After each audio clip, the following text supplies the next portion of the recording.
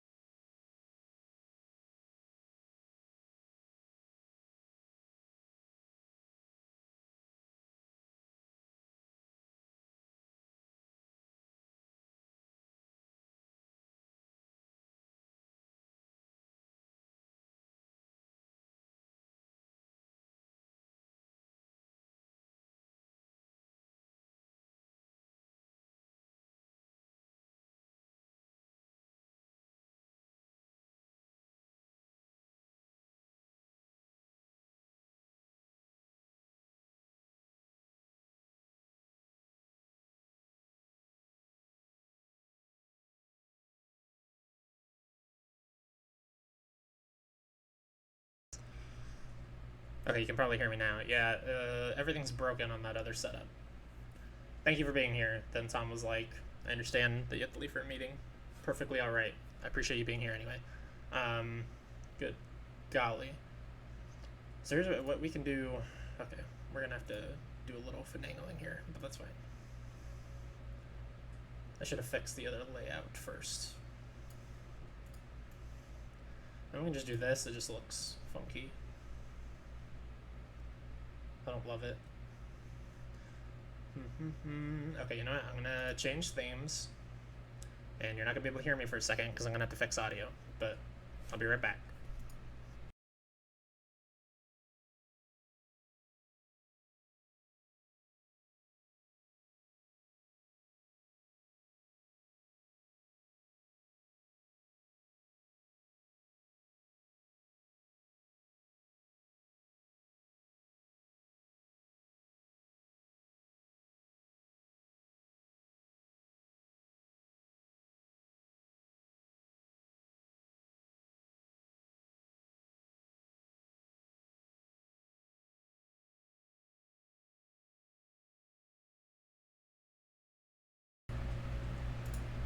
Okay, you should be able to hear me now, but not see me yet. And you can't hear the game yet either, or the stream rather. Add source. Let me know if you can indeed hear me. Can you hear me now? Audio output.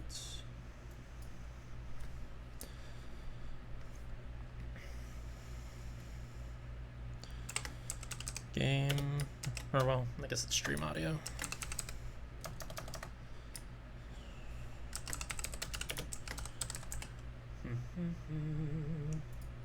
You can hear me now? Great. Earth 7 game, done. Okay, so this is muted. Let's unmute it for a second and make sure that's working. Oh, good lord, it's loud, but it's working.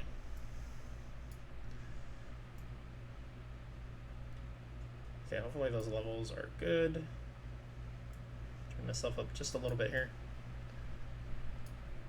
Okay, and then I gotta get a camera in there. Hold on, let's full screen this real quick and see if that... Okay, so that's in the right spot. That's in the right spot. I gotta just hide this, I guess. Which means that's gotta hide... Well, hold on, I can hide the whole set, right? Webcam... This one. Is all this stuff hidden now? Should be. Okay, and then I just gotta put my camera in there. Add source.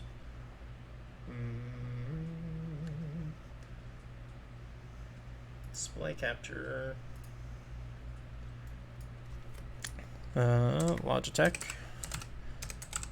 Camera.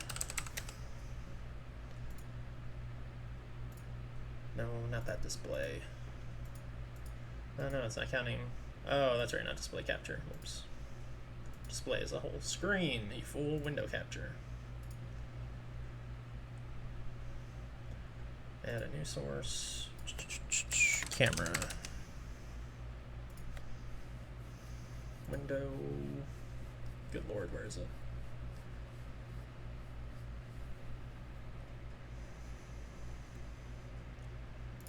Oh, is it because it's minimized that it won't capture it? Whoops.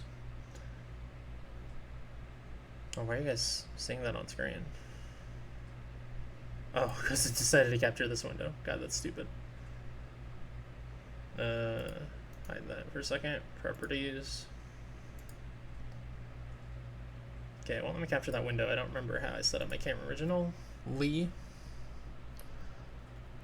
Capture method. Come on.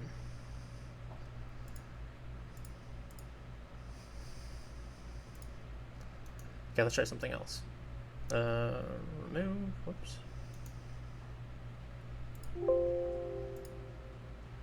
Add. I am going to be talking about some pre-show stuff, by the way. This is not all going to be fixing this crap. I guess a video capture device, right? But usually I just capture the app screen. I don't know. Oh, also my PC thing got really big. Oh god, I'm gonna have to fix so many things. Camera. No, not game capture, logic capture. There we go. Done. Oh god, why'd that get so big? Oh wait, did I create a second capture? How did that happen? Oh, weird. Okay, well, that explains why that's so big. Remove. There we go. Gotta make this tiny. Line it up at the corner here. It's not really working.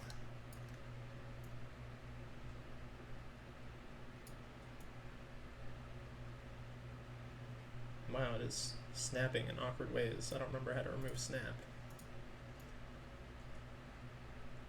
Pokemon snap. Oh, snap, what a joke. That was terrible. Please don't laugh. I'll feel offended if you laugh. Good golly, I can't get this lined up with the dam because of the snap. How do I undo snap? I don't remember. It's in settings somewhere.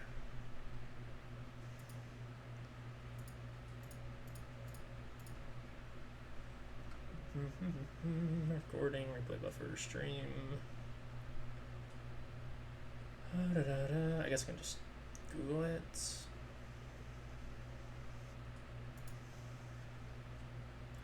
Can't change anything about outputs. General. Maybe it's under general. That would make sense. Oh, there we go. No snap sensitivity. Turn it off. There we go. Now I should be able to just move this how I please. That's better. Is that the right size? Might be a little bit big. Okay, let's make sure the corner's lined up. Oops, not quite. Oh, come on, stream. You better not fucking buffer on me all day. I'll be very angry. And now I can't grab the corner, so that's not great either. Because the camera got too big.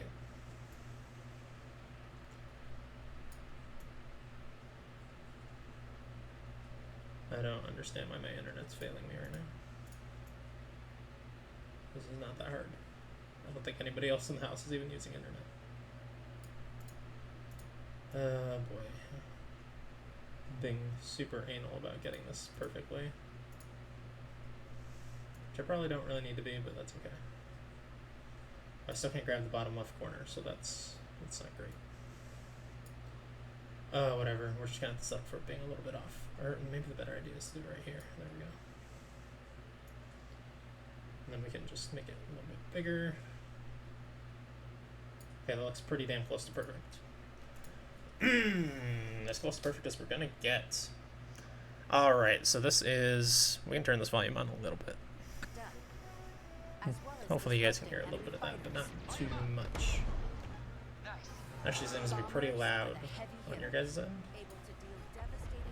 Despite being at a very low volume. I'll lower that down a bit. So we're going to talk about... First of all, let me get my predictions out of the way, and I don't even know this is a prediction. In fact, it's really not a prediction. It's just exactly what I want.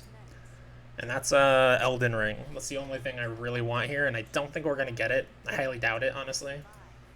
But they've been quiet for over a year. And I need me some From Software games. I was trying to find, there was a list of actual stuff that they confirmed they're going to be talking about.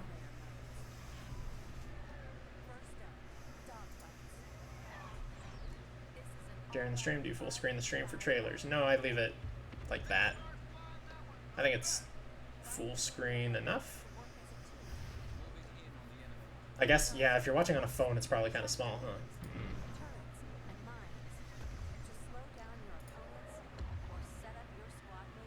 Because the thing is, if I full screen, well, maybe if I put it over the camera. Because even if I full screen it, my face is just going to cover it like that. Which is worse, I think.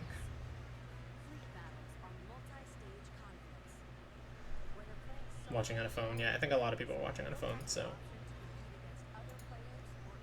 Yeah. It is a little small if you're watching on a phone, I understand.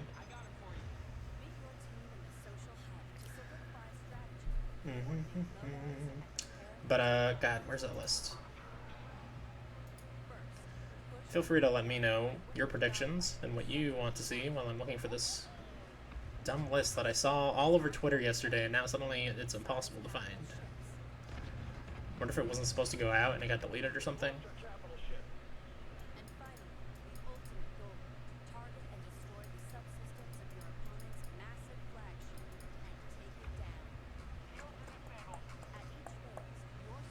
Okay, that's not the right article either. Good lord.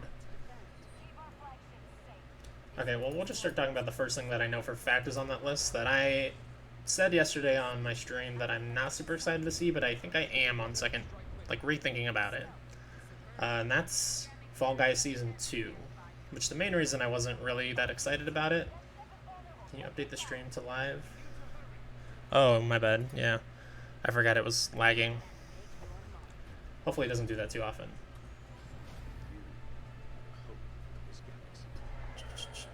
It's live, but it's still like 18 minutes until the stream starts.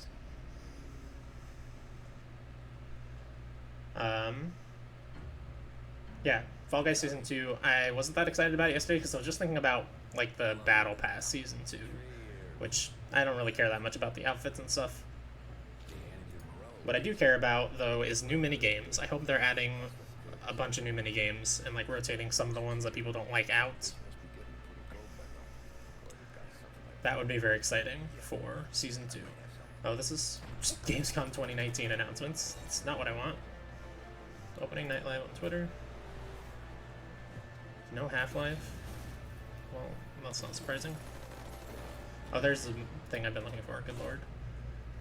Okay, so Fall Guys Season 2, I am excited to see what kind of minigames they add, but honestly, I don't know what else they could have for that announcement.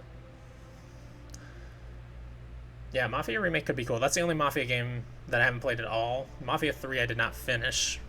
I played a little bit, though, and Mafia 2 I love. So, I don't know. That could be a fun one to play. It's not something that's exactly on my radar, but it could definitely be fun. Oh, the Doom DLC. I do want to play that as well. Oh, that's actually on this list of announcements, quote-unquote. The Doom Eternal Ancient Gods expansion. I don't know, it seems interesting. I'll probably wait for both parts to come out before I bother looking at it, though. What else is on here? Call of Duty Black Ops Cold War. They already kind of had the big reveal for that yesterday. I don't know what they're going to show here that they didn't show yesterday. I didn't even watch yesterday's. Oh. Hello, look at this. Oh, I like that. Oh, what's that? Oh, I see minigames. I see new minigames.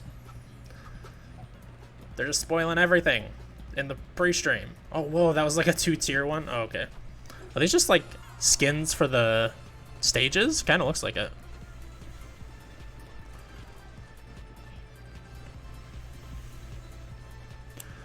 Yeah, because that looks like just a skin for the door game. This looks completely new, though, the thing with the hammers. I don't know that I've seen that before. Or maybe that's just the tail tag one.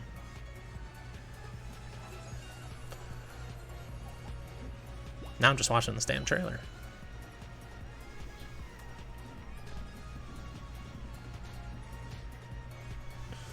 Yeah,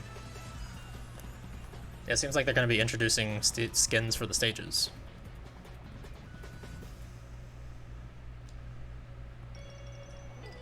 Sony and Microsoft first-party announcements are coming? Like today? They announced that? That'd be crazy.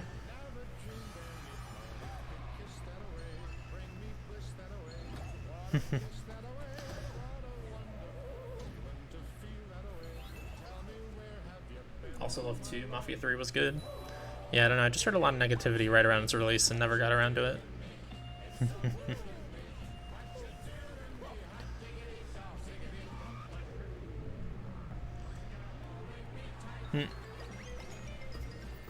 It's an old trailer for the game.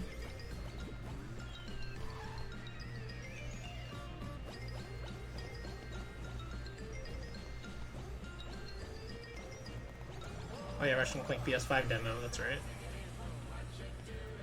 That is on here.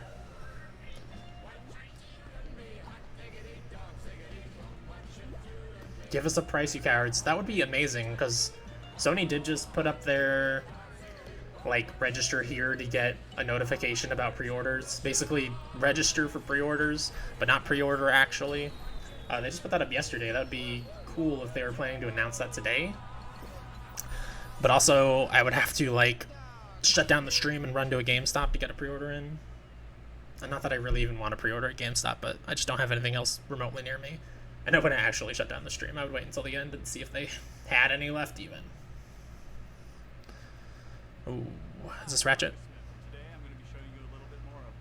Oh, was this just the thing from the PlayStation show? Yeah. But Ratchet & Clank is, God, a game I'm very, very excited for. I don't know, everything Insomniac touches is just amazing. There hasn't been a bad Ratchet & Clank in quite some time. I think the last maybe kind of bad one was the, like, Deadlocked, the one that tried to be co-op arena-based. It was weird. Everything else is amazing, though. 3 was buggy and it felt too gamey with mission design and bad driving. Still a decent story and a fun loop. Yeah, I was really excited about the idea of, like, recruiting mob leaders and giving them, like, different districts and stuff. But then I heard that those systems didn't, like, turn out really well. So I don't know. It's a game I'm still willing to give a shot at some point.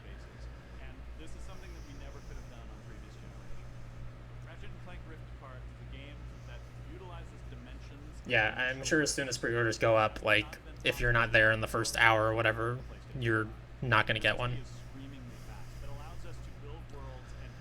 Maybe I'll just have, like, an Amazon link up or something, you know? Although, yeah, Amazon doesn't take the money out immediately, right? I guess I don't really know how that works, but... Because I don't have the full $500 or $600 or however much this thing is going to cost up. Also, all these websites are going to crash immediately.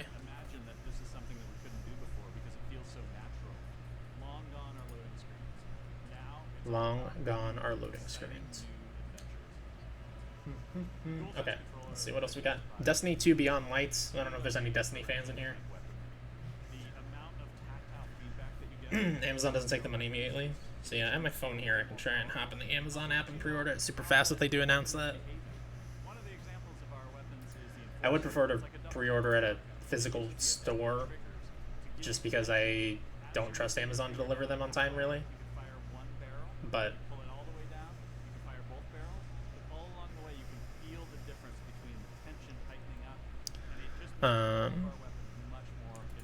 yeah, I'll take what I can get, you know. I work at a Walmart, so honestly, if Walmart doesn't do pre-orders, I could probably get some of the first PS5s we get there, but just keeping my eyes open, my ears out. But I don't know, I don't want to gamble on that, you know. I'd really like to get one at launch. Although Honestly, even if you don't get one at launch, it seems like it's going to launch that week of like November 13th through November 20th, and there's already like 7 games releasing that week. And most of them, like none of them, require a PS5. So, oops. PlayStation Direct is an option for PS5.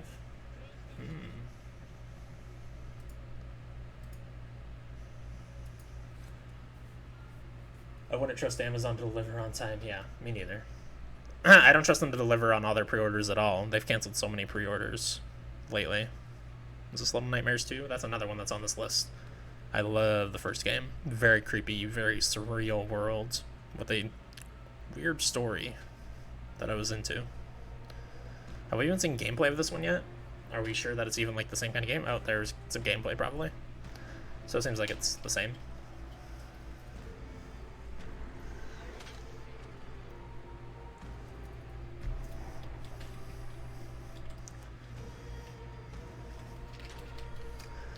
By the way, I love that Little Nightmares 2 gets billing on the same list as like World of Warcraft Shadowlands and Destiny 2 and Fall Guys and Ratchet and Clank, you know.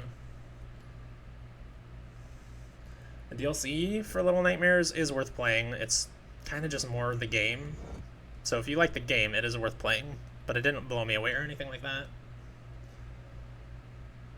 Little Nightmares 1. I don't know if I said 1 or 2, but obviously DLC for Little Nightmares 1 is worth playing. Yeah, they've been running through the same trailers for a while. This one was on like right before I started the stream.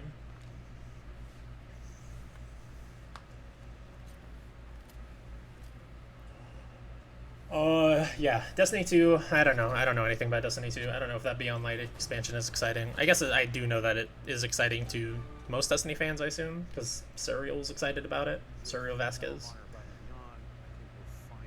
But, I don't know. I played a lot of Destiny 1, and I played quite a bit of Taken King, but never played the 3rd expansion and never picked up Destiny 2, so it's just not my jam. But I'm happy for people that are excited about it, that they're going to get more information here. I don't know what information they could possibly want that they haven't already gotten. There's been a lot of information out there. But, I don't know. Good for them. World... Oh my god. The buffering. Please. Hopefully it stops. If it doesn't, I'm very sorry to everyone. Mafia Definitive Edition, we already talked about a little bit. Ancient Gods, we already talked about a little bit. World of Warcraft is also not my jam exactly. So the Shadowlands expansion, like, doesn't do anything for me. It would be... What the hell's happening here?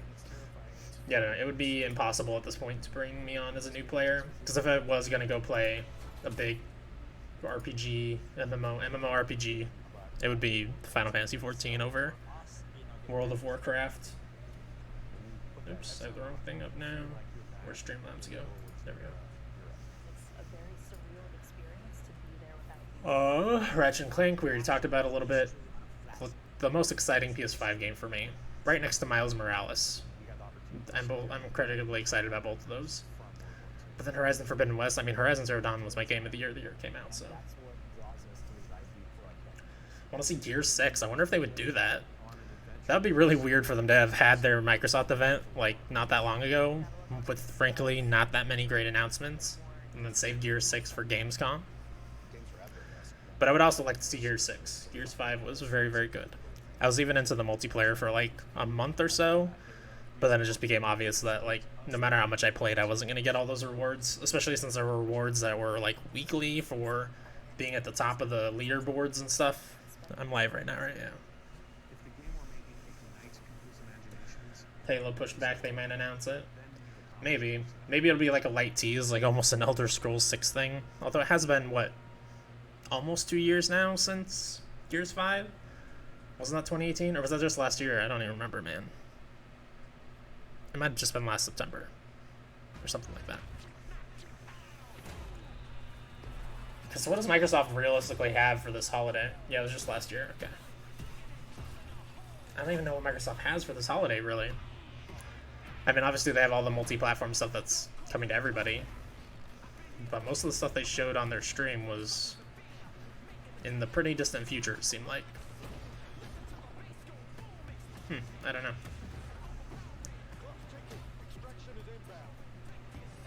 Oh, excuse me. I don't think I'll be picking up a Series X at launch anyway. Just because I already have my PC in here that runs fine. I have my Xbox One and my Xbox One X that run perfectly fine. I don't need an Xbox Series X until stuff starts coming out for it. Specifically until stuff starts coming out for it that's on Game Pass that I can't get on Xbox One or PC Game Pass, which, God, that's a rare thing. Or until co-op games that aren't... Co-op games still start coming to its Game Pass that aren't available on Xbox One, specifically Game Pass. Because I always play co-op games, couch co-op games specifically, with my family in the living room, and I don't have my PC in there, obviously. It's in here. So, I don't know. It's a very small subsection of games that I need an Xbox Series X for. But also... I do kind of like the idea of buying my multi-platform games on Series X, partially because Microsoft is just being nicer to consumers right now. And it's 100% because they lost this last generation, but they, like, most of their moves, I mean, they've had a few weird things lately, like canceling their streaming service and stuff. But for the most part, they've been making a lot of pro-consumer moves, and Sony has been doing the complete opposite and making almost nothing but anti-consumer moves. So, partially that I like buying on Xbox my third-party games for. I think I'm a little loud. But also, like, the fact that I can buy a game, because I buy physical and then I sell the games so that I can buy more games. I can buy physical on Xbox, play the game, trade it in, and then if a DLC or something comes out, like, that game could come to Game Pass and I could just play the DLC without having to rebuy the base game as well. Which I appreciate. So I don't know, it's a consideration, but I don't think it's a consideration that's worth $500. Oh yeah, Outriders. Are we going to see that here? I still haven't watched the Technomancer gameplay, but I'm actually pretty excited about that game. Oh, and we're seeing it right now.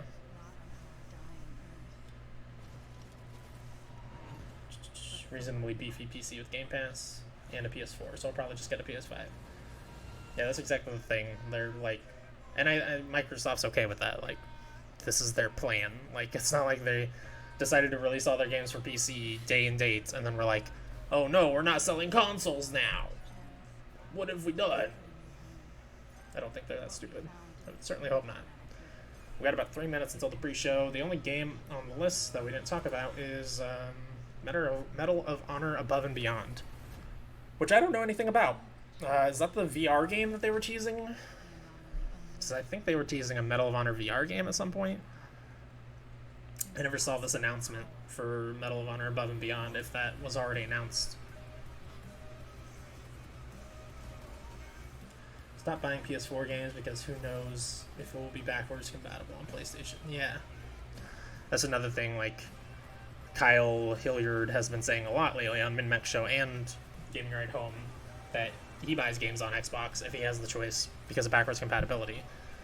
Like, when the 2 generations from now, are you going to be able to play PS5 games without having a PS5 hooked up? I would be surprised. But are you going to be able to play Xbox Series X games in 2 generations without having an Xbox Series X plugged in? As long as Microsoft's strategy doesn't change in the next, I don't know, what would that be, like 15 years? Then probably. They showed Medal of Honor in the pre-roll. Oh, that was the VR game. Okay. I wasn't even paying attention to the name of it.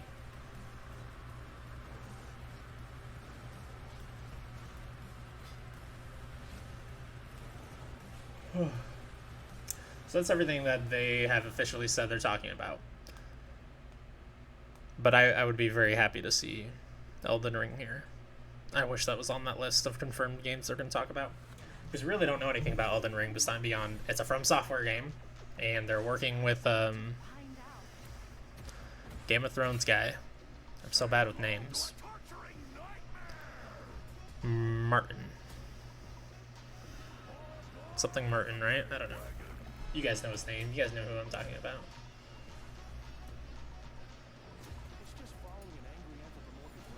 Okay, let me get back to Streamlabs here. And then we'll obviously turn the volume up on this since we're getting into the stream here pretty soon. It's Sesame, you meathead. Prioritize the game audio here.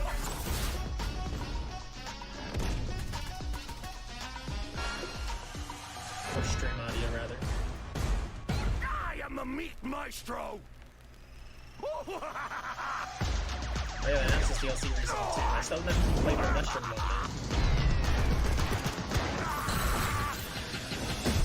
Hope you're up for some weird stuff, Vault Hunter.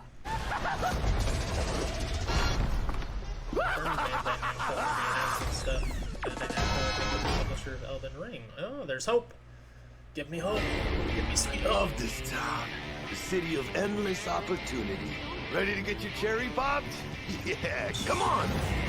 City like any other, just bigger. Nah, mano, not just any other city. Let me know how that audio Legends sounds. are born here. So hear me while I'm talking, but more importantly, if you can hear the game and trailers. Here we go, pre-show. But let me know how that audio is.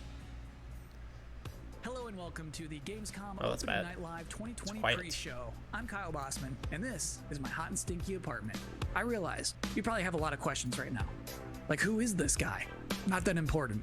Is this Kyle the Bossman's show? way quieter No. Just to be clear, this is the pre-show. This is you and me for the next trailers 20 were. minutes getting excited about Opening Night Live proper, the big show. That one is gonna look nice. That one's got Jeff Keighley. That one's got a budget. It's gonna be fancy looking. Not like this.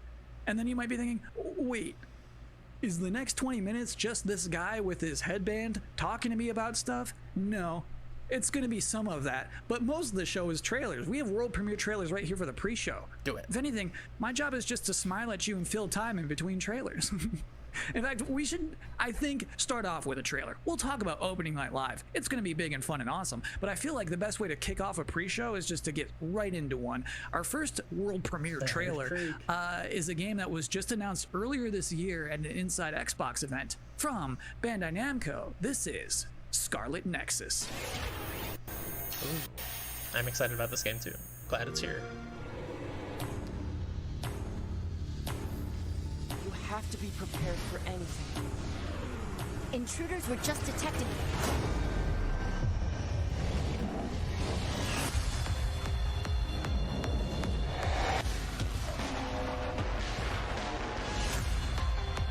We have to work together. Or the world will be destroyed. We have so many different powers. Let's do this.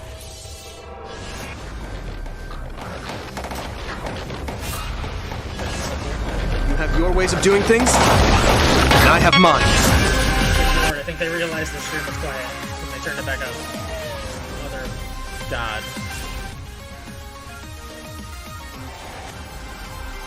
I hope they didn't break anybody's eardrum. Just promise that it's not me. That's just a set of fudge.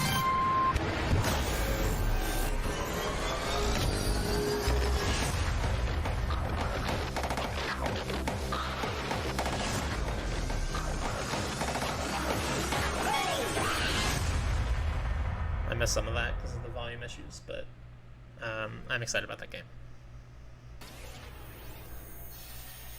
If World you're just premiere. now joining us, this is the Gamescom Opening Night See, now Live he's 2020 quiet. pre-show. That was a trailer for a video game and not an anime, and I'm Kyle Bossman, not important. For the next 20 minutes, much less than now, we are counting down the minutes until the big show, Opening Night Live, in which you're going to get fresh looks at Fall Guys Yeah, Season Scarlet 2, Nexus. Destiny 2, Oh my God, why is audio Call of Duty Black changing Ops Cold levels? War was just announced yesterday. We're already getting to see more of that tonight. I'm excited for Scarlet Lots of Nexus, things to see. 'cause I Sidney Goodman played- from IGN is going to be giving out the Gamescom God, awards what was for the anime Best game with, PC like, the game, cops Best PlayStation on game, chains? Best Astral Chain. Xbox All I game, need to say as is well Chain, I remember. as Astral talking about Chain, some I'm brand new very shows from excited for IGN Scarlet that they are Nexus based off debuting of this Astral week Chain at and how much I like Gamescom. that game. Lots of stuff. Also, In anime ONL. games just It is look going to be a beautiful now. chunky, Like, thick it's show. ludicrous how good But they look in the on meantime, for current this gen, pre-show, it is and will time continue to now look on next gen. for another world premiere on our end. The game next that we're going to see is called Quantum Error. And parents, let me warn you now. It's time to put the kids to bed, because it's about to get scary as hell in here. I don't care if you're in the Western Hemisphere and it is the afternoon. Put the kids to bed.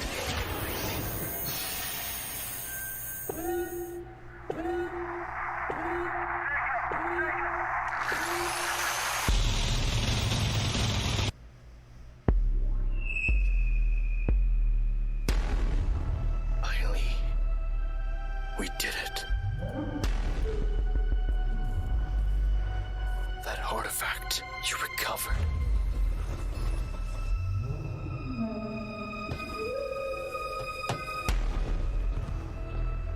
The answer to all our questions.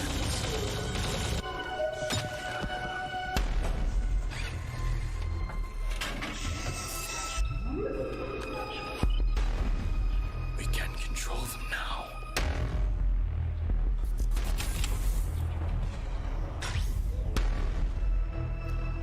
Seems very Dead Spacey. Use them to travel the stars. Also because it's horror and in space.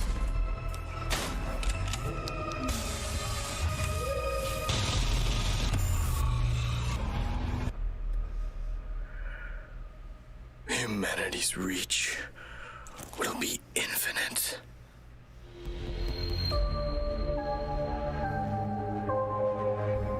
Okay, I'm into that.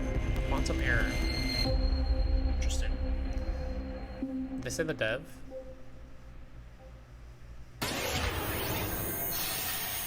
We've got a lot more world exclusive trailers to go, more pre-show to go, an interview with Jeff Keighley. Next up, we have a car brand synonymous with racing and innovation and a key partner of Gamescom for years, Ford.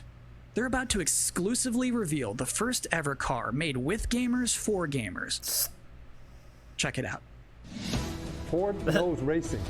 In 2019, we brought our love Totally of saw racing Bossman to was like, gaming, what the and fuck Team is this Fordzilla dialogue? What do you was mean born. made for And that gamers? was just the What does that mean? beginning.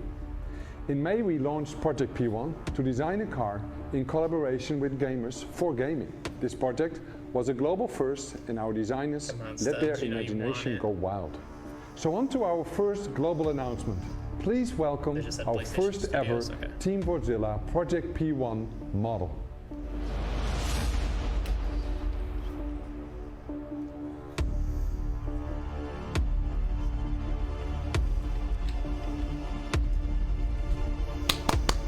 It's beautiful. I love it. I don't know.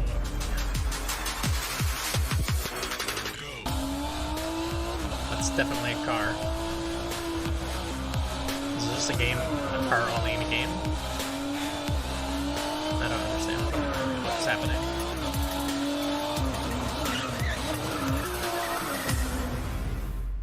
Team Fordzilla. And now our second global announcement. You got us so excited with Project P1 that we Okay, are it's for now Project committing P1, to of make a course. real world version of this groundbreaking car.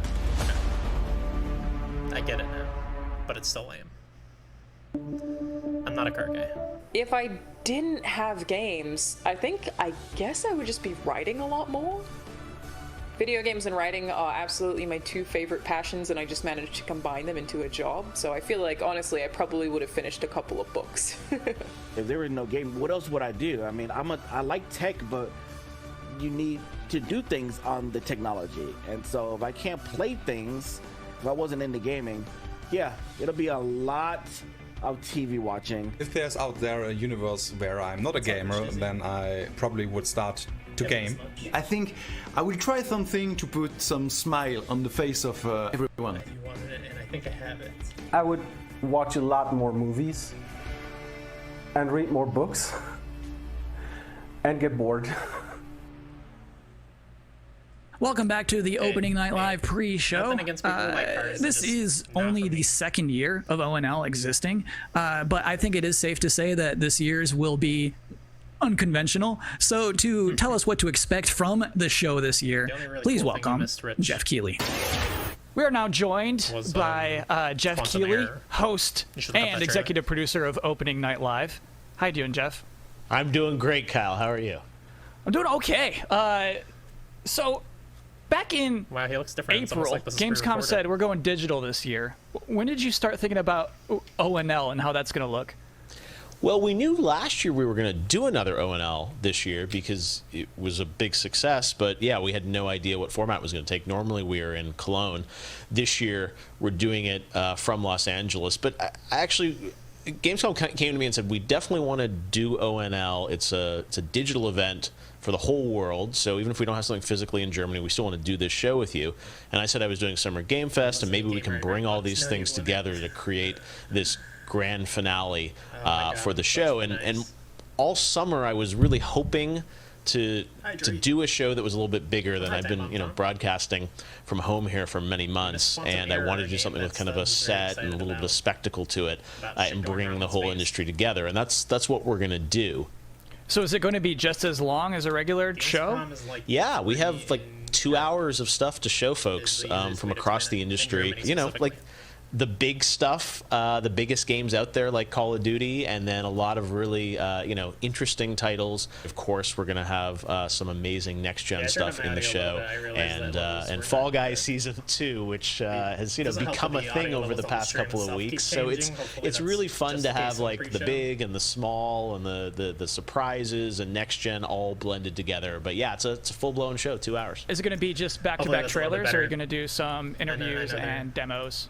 You changing the audio levels see trailers. You will see some extended gameplay demos. I like how they're teasing. Titles as well. You're going to see a few interviews with a couple of developers. You're going to see the stuff. We've got some it's special guests. And one thing I will say, that it's going to start right out of the gate, is that this is time not on a pre-show. Sort of wall-to-wall shock and awe announcements of new games similar to last year at Gamescom. We have some really big updates on games that Gamescom is a fans are European excited game about, show. It's like and E3 meaningful, but for the Europe. kind of big surprise But it's always announcements. been like a fan event. We have a few things frankly, in the it's show, doing much better than and, E3. we have lots of great things planned for the Game Awards, but similar to last year, this is really a showcase of like big holiday games coming next year. Yeah, it's just that a big gaming about. event. So usually I with a bunch of people tell gathered people to together set their play demos and expectations stuff, to be but obviously really this year meaningful that's updates on existing games versus so it's just an blowing you online away with thing. There's going to be a lot of panels and stuff throughout the next several days. Great, Jeff. I'm personally looking forward to the show. Well, me too. It's been really fun to build this, but even working with our team, it's been challenging to do things safely in the era of COVID. And it's this would be a fine interview. It's for meant a lot to me that Gamescom, so we still want to do this show, and I think for all of us in the industry, we want that big showcase. So I'm just really excited to honestly leave home, do have a set, and you'll see we've got like screens and lights, and it's. If we do it right, we're going to hopefully create that magic moment that we haven't felt this summer, right? And a lot of the events this summer have been pre-taped, and they've been great and lots of cool game info, but I really wanted to do something live with a lot of energy to it. So if we do things right, that's what people are about to see. Very cool. Good luck with everything. Thanks, Kyle. Thanks for hosting the pre-show. I'm doing my best. So just so we're all on the same page about what just happened, that was basically an interview with my boss using questions that I mostly already know the answers to. So considering all that, I think that went pretty well. Next up, we do have another world premiere trailer, baby. Vroom vroom honk honk for Dirt 5. Do they not know what world premiere means anymore? Because we already know about these games. It's like, yes, these are new trailers for the games, which is why they're using the term world premiere trailers, but world premiere used to mean you've never seen this game before, it's not announced. It doesn't mean that anymore, apparently.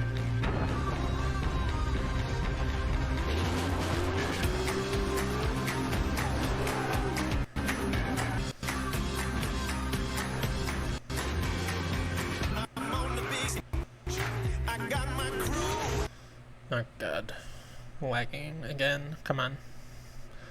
Stream, please.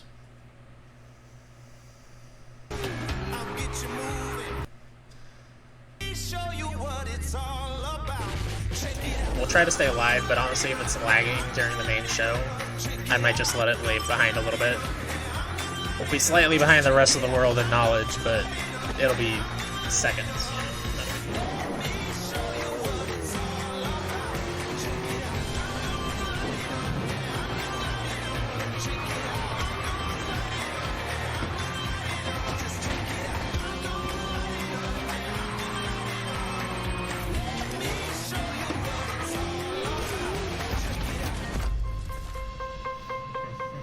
Yeah, I think they said world premiere earlier for Scarlet Nexus as well, and that definitely was not a world premiere either. They just changed the definition on us to, this is a new trailer for a thing you already know about. Which is really lame, because I can't get excited when I see the words world premiere anymore, if that's all it means. So you think like a vampire bit a car and sucked out gas? To be continued. It is now time for the part of the pre-show that I've been reading your live comments. I see them right now. Everybody's blowing up, demanding Kyle's 10 reasons to be excited for Opening Night Live. Well, let's kick it off. Reason number 10 to be excited for Opening Night Live 2020, feeling excited for next gen again. Number 9, Jeff Keighley wardrobe reveal. Number 8 reason to be excited for Opening Night Live 2020, Destiny trailers are usually pretty good. Number 7, it will mean this pre-show is finally over. Number 6, Call of Duty Black Ops Cold War. Number 5 reason to be excited for ONL 2020, Shadow Drops. Number 4, Fall Guys Season 2. Number 3 reason to be excited for ONL 2020, actual gameplay from a mysterious PlayStation 5 exclusive. Ooh. Number 2, everything else in my life sucks right now. And the number 1 reason to be excited for Opening Night Live 2020, Jeff Keighley said it's gonna be good. We have one final world premiere trailer to show off, and this trailer is an announcement of a Switch version of a popular game from 2018 that can only be described as Dinosaursy. Enjoy. Switch ports, not a world premiere, but thank you. You think that things are going to turn out differently, huh? Hey, that's cool. Well, the ones before you did too. If I haven't too. played this game, I would play it on PC. Because but they it's cool believed that they were in control. And control, well, here's the thing. Humanity is desperate for it. We are seduced by it. But we never really possess it. You see, life can be tenacious and stubborn. Life will not be contained. And what makes us such unique creatures is knowing the power of what we're up against and still believing that we can win.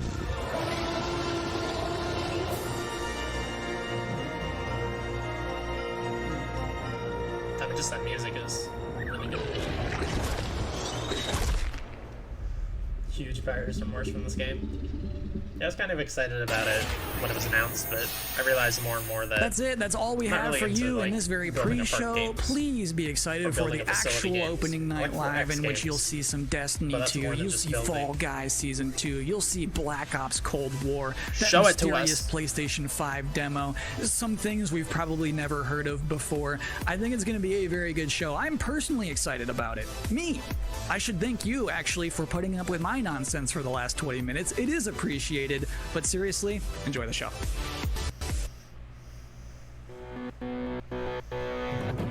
So what's the plan? Oh my god, don't start lagging during the show. Our world. When we feel out of place, disconnected, and divided. There are always repercussions. Do we have what it takes? All right, I'm going in. To be heroes? What we're doing here could change things forever. Tonight, we bring the world together. You're with us now. We celebrate who we are. This is humanity's chance to repent. And what we are. Jin Sakai. With you every step of the way. The future of gaming. Welcome to Gamescom. Opening Night Live.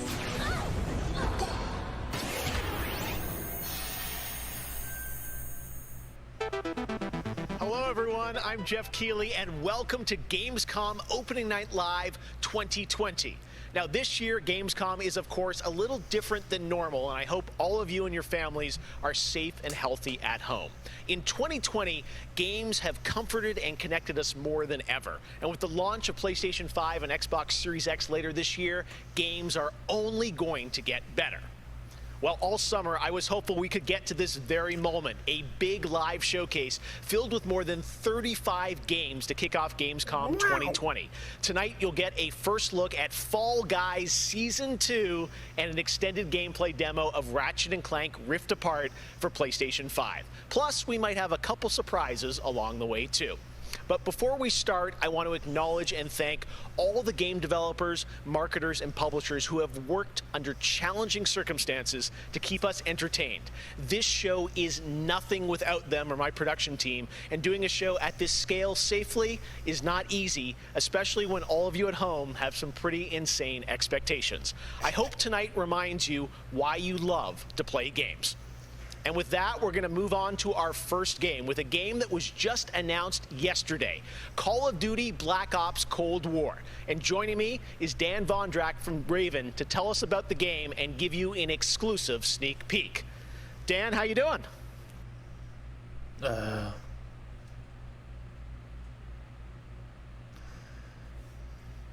stream is lagging. I'm sorry, my internet is being unkind. We're just going to let it lag behind. Thanks for having me here. This has been a dream project for us to work on from nearly the beginning of development.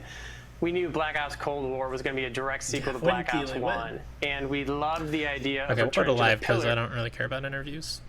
And it's really something that we know would feel relevant to today and also uniquely Black Ops. Well, you start playing with Black Ops, everyone wants to know characters. We saw yesterday in the revealed trailers, some familiar faces. So, Woods, Mason, break it down. How does this fit into the Black Ops canon? You said it's a direct sequel, so are we going to see a lot of familiar faces?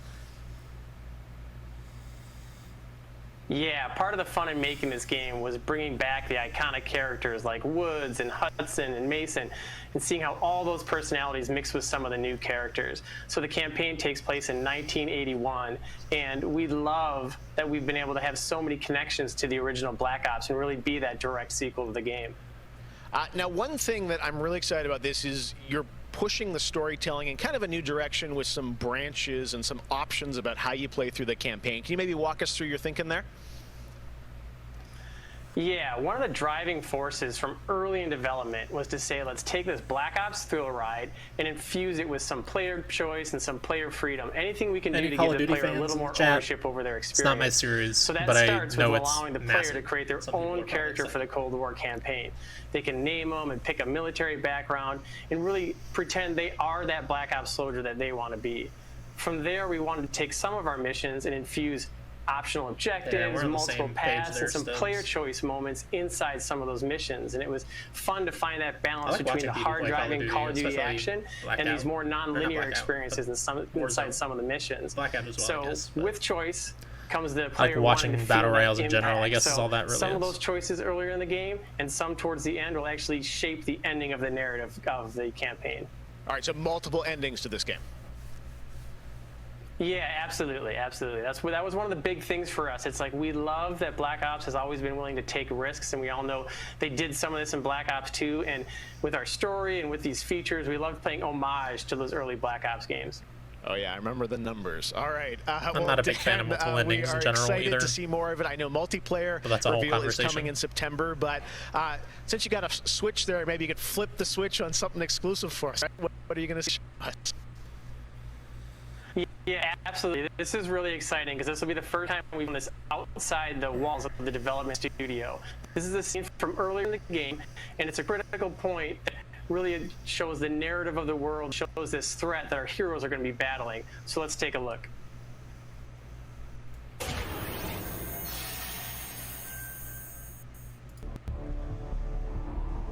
"1943. Detailed information from the Manhattan Project was stolen from Los Alamos by the Russian spy known as Perseus. 1968, the Vietnam War. Viet Cong soldiers orchestrated by Perseus attempted to steal an American-made nuclear bomb from a U.S. firebase. 5 days ago, while on a mission, we acquired intel that Perseus is in play again and planning an attack on the West. Perseus, the CIA's analysts consider him to be the single largest threat to the free world." Mr. Hudson, we're all aware of Perseus. We're also aware he's more myth than fact. I mean, personally, I think he's nothing more than the Russian boogeyman. General Haig, allow me to introduce the man best suited to respond to that. CIA clandestine special officer Russell Adler. He's one of the few people who even come close to capturing Perseus. Mr. Adler, why should we take this Perseus threat seriously? You don't have to, sir. Yeah, but then a lot of innocent people are gonna die. Why do you say that? Sir. Every time Perseus has come into play, it's shifted the balance of the Cold War. After 13 years of silence, if he's active, something big is gonna happen. Something that will affect the free world.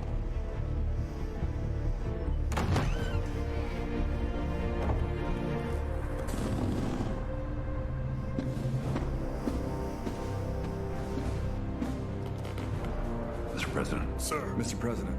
Mr. President, this is Jason Hudson and Russell I know their names. Who do you think approved their last mission? Is the threat real? Yes, sir, we believe it is. Can you stop Perseus? We can, sir. I've already submitted the requisition for my team. Sir, their requests are highly irregular. Most likely illegal if the press gets a hold. What the hell are you talking about? You know who we are? Every mission we go on is illegal. Sergeant Woods, plausible deniability is the backbone of our work. Al, we're talking about preventing an attack on the free men and women of the world. Give Mr. Adler whatever he wants. Gentlemen, you've been given an important task. Protecting our very way of life from a great evil. There is no higher duty. There is no higher honor. And while few people will know of your struggles, hello, genetics. Rest assured, yeah, they need to get to the the Fall entire Guys. free world will benefit. Nobody cares about Call of Duty. I know you won't fail us.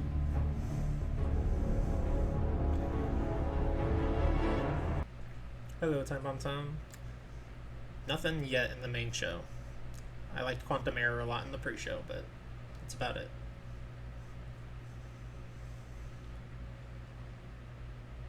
Weird thumbnail thing in the top corner blocking half the trailer.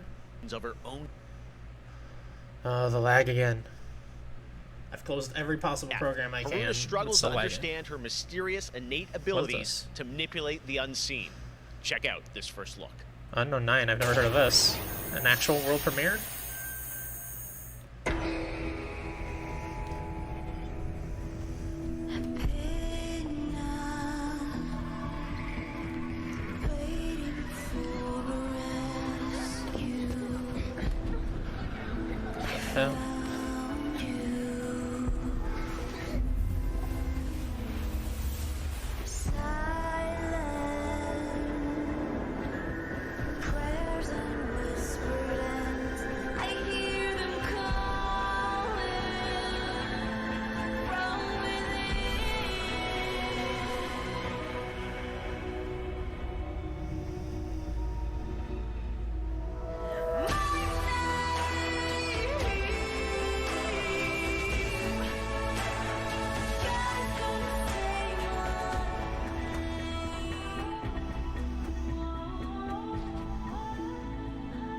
I have no idea what that game is. This is a good trailer, though. My phone was being stupid. Okay. I was gonna say, I don't see anything.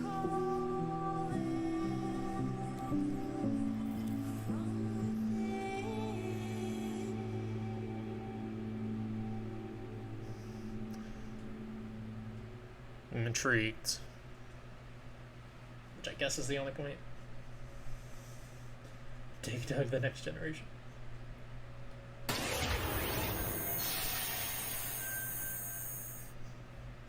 All right, yeah, let's I have get no idea to what the the game is, gameplay. One of this year's biggest female games protagonist, has it looks been like. Doom Eternal. Tonight, we've got an exclusive first look at the campaign expansion Which called is The exciting. Ancient I don't Gods know. Part 1. Check this out. I want more information about that for sure.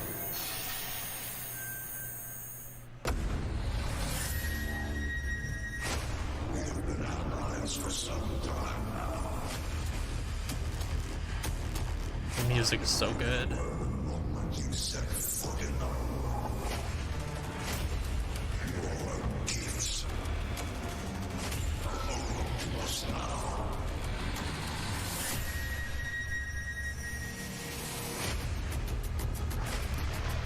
The Slayer has arrived. Please proceed with control, but assertive aggression. Controlled but assertive aggression.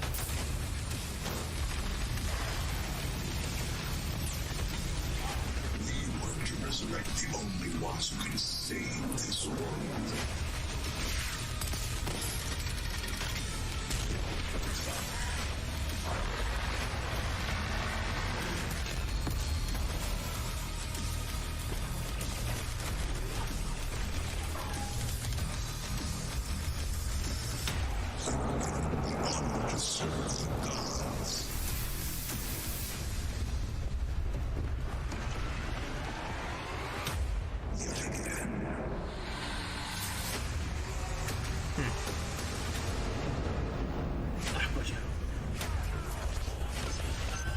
guess it is still unknown. Boo, bad joke. Just kidding. Yeah, I don't know. I think I'll play that DLC, but probably not until both parts come out. 2020 marks the 25th anniversary of a legendary game studio, BioWare. Tonight, Casey Hudson and the team wanted to give everyone around the world a little taste of what's next. Casey, over to you. Yes. Hey, Jeff. It's great to see you again. You know, 6 years ago, we were on the stage with you at the 2014 Game Awards, accepting the Game of the Year for Dragon Age Inquisition. And since then, we've been imagining new ways to use next-generation technology to bring the world and characters of Dragon Age to life. We're still in early production, but we thought it was time to give you the very first look at how BioWare's passionate team of developers are crafting this very special game. Oh no, is this going to be a studio run-through again? Because we've already gotten one of those for this game.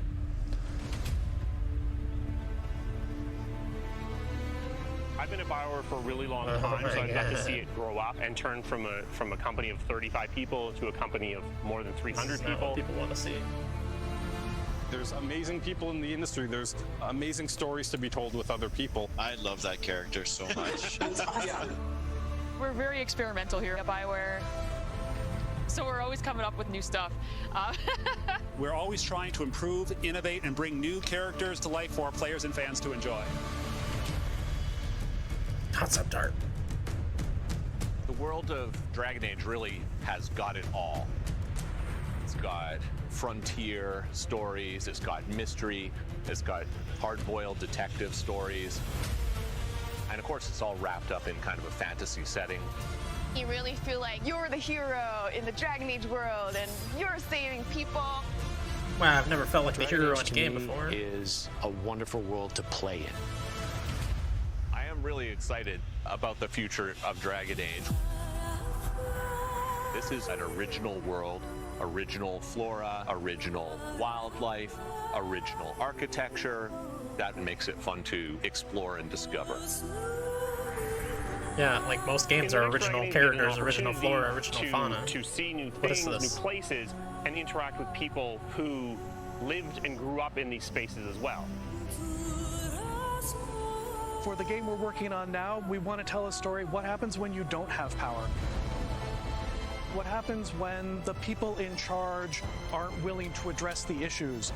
The things that you can expect in the next installment are going to be stories that focus on the people around you and the friends and family you make. Something that we'll be able to look forward to in Dragon Age is a really close relationship with game characters who really become real for you. We want characters to either be loved or hated. One of the best examples of that is Solus. Half the community wants to kill him, half the people want to marry him, then another part wants to do both. They call me the Dread Wolf. What will they call you when this is over? BioWare EA has been one of the forerunners in using motion magic technology, and that makes it way more realistic when you're looking at the characters, the way they walk and move and interact in the world. Players want that suspension of disbelief that this wonderful collection of digital pixels some gray box is footage. actually a living, breathing soul. Something. No, it's okay. That's the good kind of rumble. I actually design bosses. I help with the creature design team as well.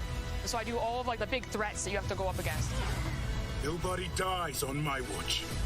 For the Wardens! Choice is a big part of what Dragon Age is as a franchise. The decisions you make can affect change in the world. Decision making can mean that a party member lives or a party member dies. And it means owning your outcome and reactivity to the choices that you do make. I just love the possibilities that Dragon Age offers us, and I'm excited to explore a lot more of them. To me, that potential is what gets you up in the morning. It's a fantastic opportunity every time. I don't think this has told us anything that we couldn't already assume from the fact that it is a Dragon Age game. Next up, it's time for something special. I hope so. You need something special.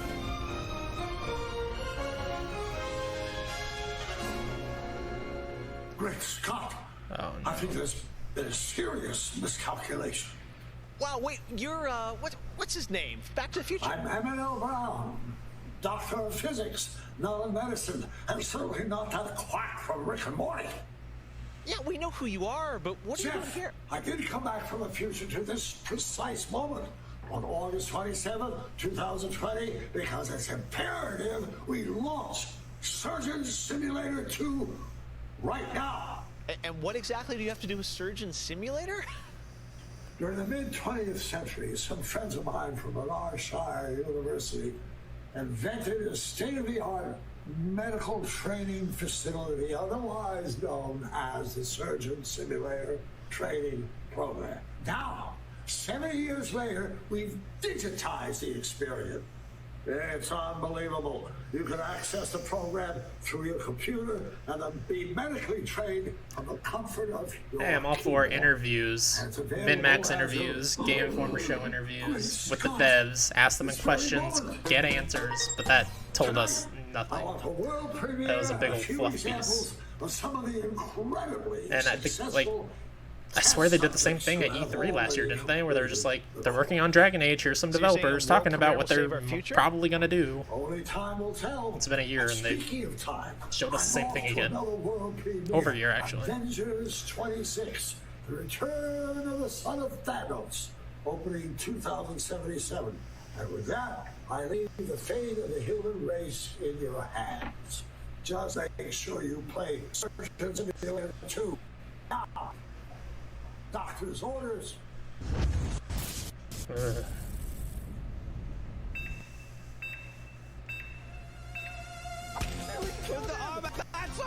Don't put the influencers on there. I hate influencers. On the head.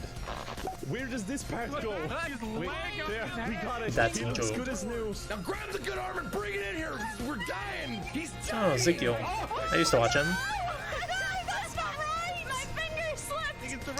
But seriously, nobody wants to see influencers during a trailer, or during a stream, or during anything other than that influencer's own streams.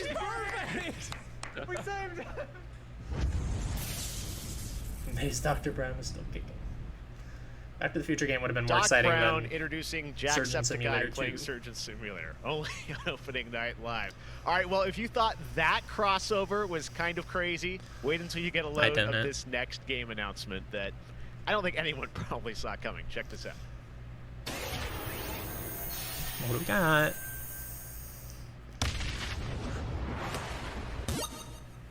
Head up.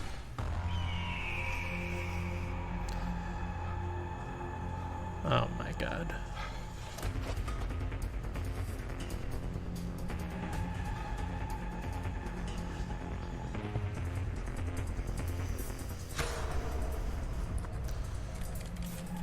Anybody know what we're looking at here?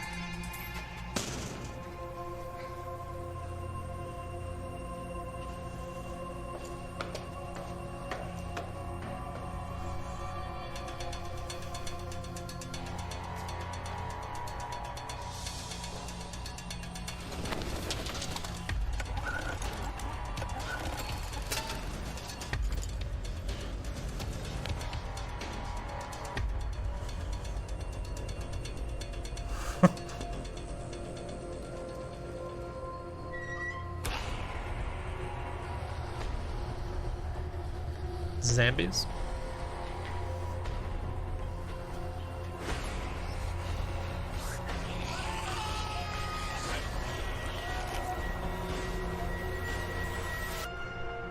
Oh my god, so dumb.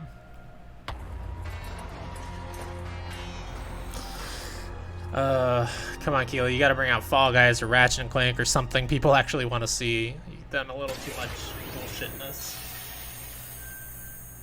Yeah, I thought it was Napoleon Dynamite too. I was like, are they making a Napoleon Dynamite game in 2020? Over the next 3 days, there are more streams from IGN and Webedia with in-depth looks at games, a digital cosplay contest, and some special new shows just for Gamescom. Your portal for all things Gamescom this year is Gamescom Portal? Now, You said Portal. Portal 3? At gamescom.global. Now, one game you'll hear more about later on IGN's post-show is this one, a return of 2 classic characters that I love. Ratchet and Clank? Are those the 2 classic characters? Oh no, not Happy Giant. I don't know who that is. It's not Ratchet and Clank though. In a world gone strange, What are we looking at? Oh, is this one elite force? What's it called? Sam and Max? Against the dark. The dog and the dog and the bunny. But even they could use some help. Here, slip on seriously, does anybody even play those bridge constructor games? I think I have one downloaded on my phone that I've never played. That's it. Hello, miss.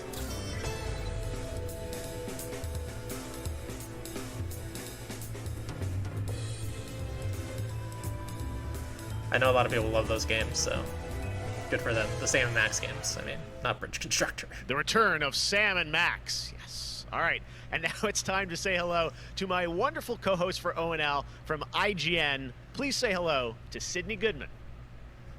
Thank you, Jeff. What's up, everyone? I'm Sydney Goodman, and I am thrilled to be here. Gamescom is always such a fun event, and throughout the show tonight, I'll be telling you about all the different ways that IGN is involved in this year's festivities. But first, I have an award to announce. The winner of Best Nintendo Switch Game is Little Nightmares 2. Huge congratulations. What? Like I said, IGN is going to be here for all of Gamescom with great shows such as the Gamescom Studio, where you can find me and my co-hosts for all day long games content, interviews, dev talks, Is that kind of dumb joke? Plus, we have Gamescom Awesome Indies, the show with and for indie developers. That premieres Saturday, August 29th at 7 p.m. Central European Time, so be sure to tune in for more announcements and special guests. And now, let's go back to Jeff for our next big world premiere. I like that good indie stuff. Awesome. Thank you so much, Sid. We are so excited to see what's in the Gamescom studio and also Awesome Indies, and I'm going to be on the Daily Show tomorrow. So I like Bridge Constructor, don't impress me. All right, well, on to our next game. In the next World of Warcraft expansion, players will journey beyond the mortal world of Azeroth to a place where no living soul has set foot before. The Shadowlands, the afterlife of an entire Warcraft universe. The infinite realms of the Shadowlands are watched over by different factions, known as Covenants, each holding dominion over a different aspect of the afterlife. And depending on how someone lived their mortal life, they may end up as part of one of these Covenants when they cross over. It's the best announcement so far. Today, that there's we're going to be an excited to indie give you event a on closer Saturday. look at the noble and pure Kyrian Covenant from the realm of Bastion, who are charged with carrying the souls of the dead into the beyond. So sit back and get ready for the world premiere of Bastion, the first in Blizzard Entertainment's new 4-part series of animated shorts called Afterlives. Enjoy. Blizzard animated short. I like the sound of that.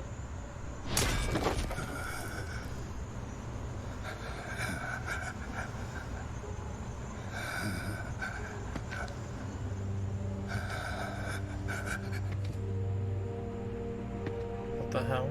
This looks like a very, like, cheap animation style for Blizzard, who normally makes amazing animations. It's not terrible, just save my soul.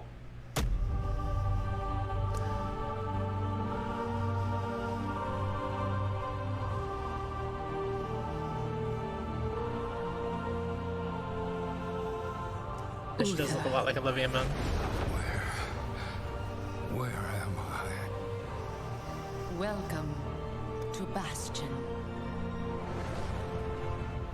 You led a truly selfless life, and for that, you have been chosen. Chosen? To shed your mortal burdens and join the ranks of the Well, that's not true. Ascended. I played like a free version Serving for to ferry the 3 hours souls or of the something. dead unto the Shadowlands. I serve the light, and my work is not done. There is an evil that must be... There is no evil here. The darkness was sealed within the Maw long ago. You're wrong. He destroyed my home, murdered my people and my king. He must be punished. You are an aspirant now.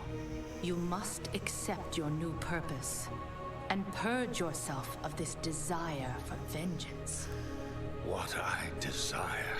Yeah, it's definitely not justice. My favorite. There's a lot of like the same images flashing back and forth here. A lot of blues and yellows. Not a great color palette. It is beneath your station. This is way below what you would expect He from cannot let a go. Blizzard production. He continues to demand retribution for his death. And this concerns you? Many souls take eons to ascend. Yes, but I need this to get one some more information seems about that indie broken, event. Thenios. Unlike any soul Let me do I have live reactions to seen, that too. I I've been have loving begun indie to events this wonder summer. whether he was deemed worthy of Bastion. By mistake. Be careful, Devos. I would not let the Archon hear such a thought.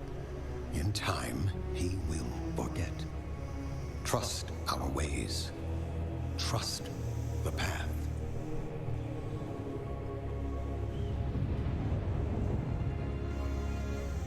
Devos, how long must we train? Until you are ready to ascend. And what is keeping me from ascension? Nothing but the memory of your mortal life. Bored. How can I forget No good. when I can still feel his Okay, blade? I'll be back in just a second, guys. My mommy made me a sandwich. Keep watching this amazing content here. Is It's wounded? very, very good stuff. Who did this to you? He was my student. He betrayed us all. Show me.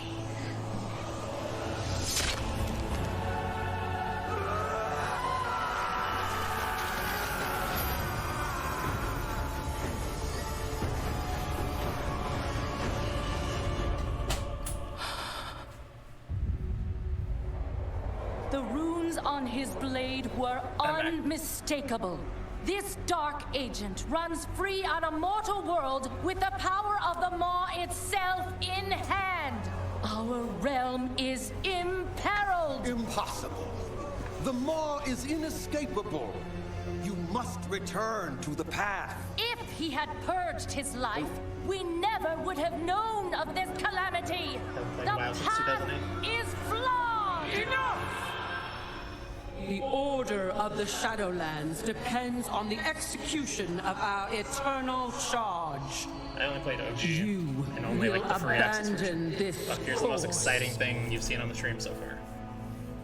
As you command. Chicken sandwiches. My Well, Archon. shredded chicken.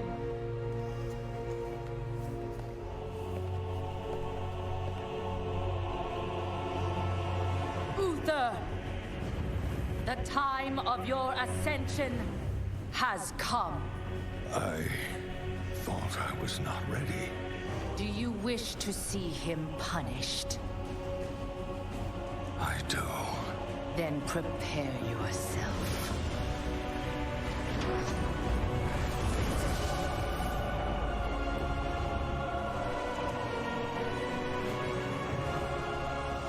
The moment he falls, we will claim him.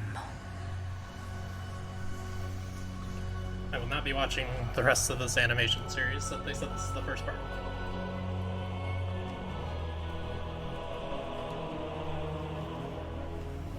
I see. Only darkness before me. Same. I will see only darkness. So far, come on, give us. Have they even given us any of the stuff on the list? Cast him into I guess the Black Maw. Ops. Return him to the darkness he served. His eternal suffering awaits. He was my student. Remember what he did. And take your vengeance. Not vengeance. I don't know. It's so long. Justice. It's even longer than that BioWare dev drive-by. Oh my god. This is supposed to be exciting. It's not exciting. Oh, it's over. Oh my god.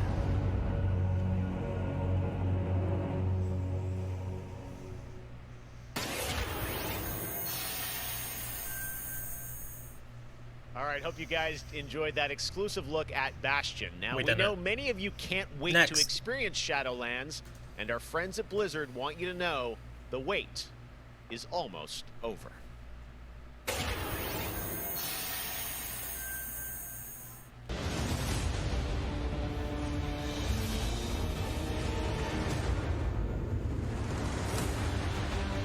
a second, excuse me.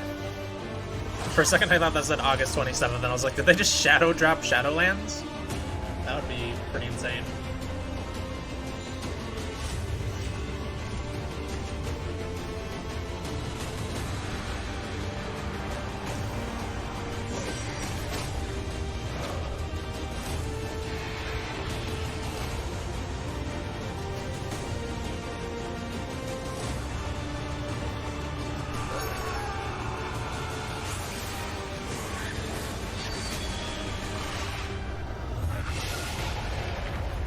Roar. Classic trailer ending. Big thing roars. Oh right, this is about games. Yeah, this isn't the anime convention or whatever. Is there an October AnimeCon? I assume 27th, there must be. it is official, and we have so much more opening night live still to go for you. Ratchet & Clank, PlayStation 5, much more. Stay tuned. All right, but now it's time for the announcement of a new universe that is coming to gaming for the first time with a project from a Canadian studio. Check this out.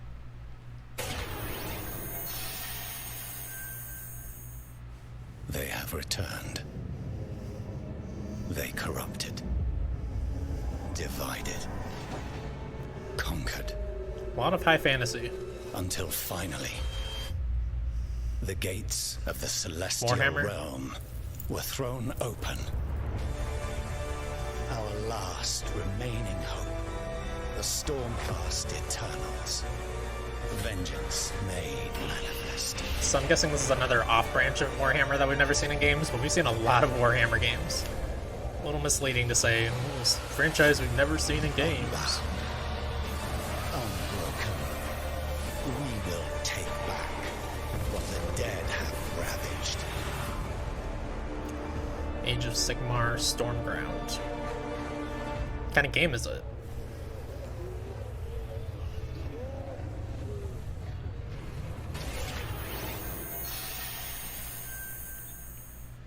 It might be a Diablo-style Now, game. you guys may remember back in June, yes, Crash I had Bandicoot, some something good. Thank you. fun with my buddy Crash Bandicoot announcing Crash 4 It's About Time. With the game coming in October, Crash, of course, had to come back for opening night live. So let's bring him out, everybody. Crash Bandicoot. What? He's where?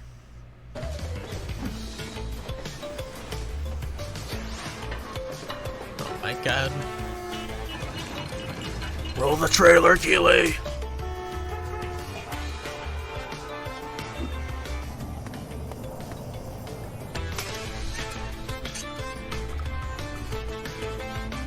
Oh, he went to the convention center.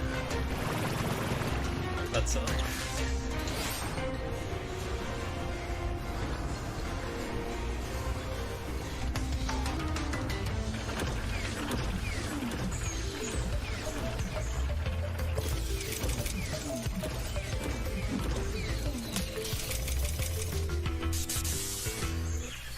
Poor Crash apparently didn't get the memo about Gamescom. But to tell us more about what we just saw, I'm joined by Lou Studdert from Toys for Bob. Yeah, Lou, Rich, I love what did we see there we gotta with play together. Crash and the Gamescom bot?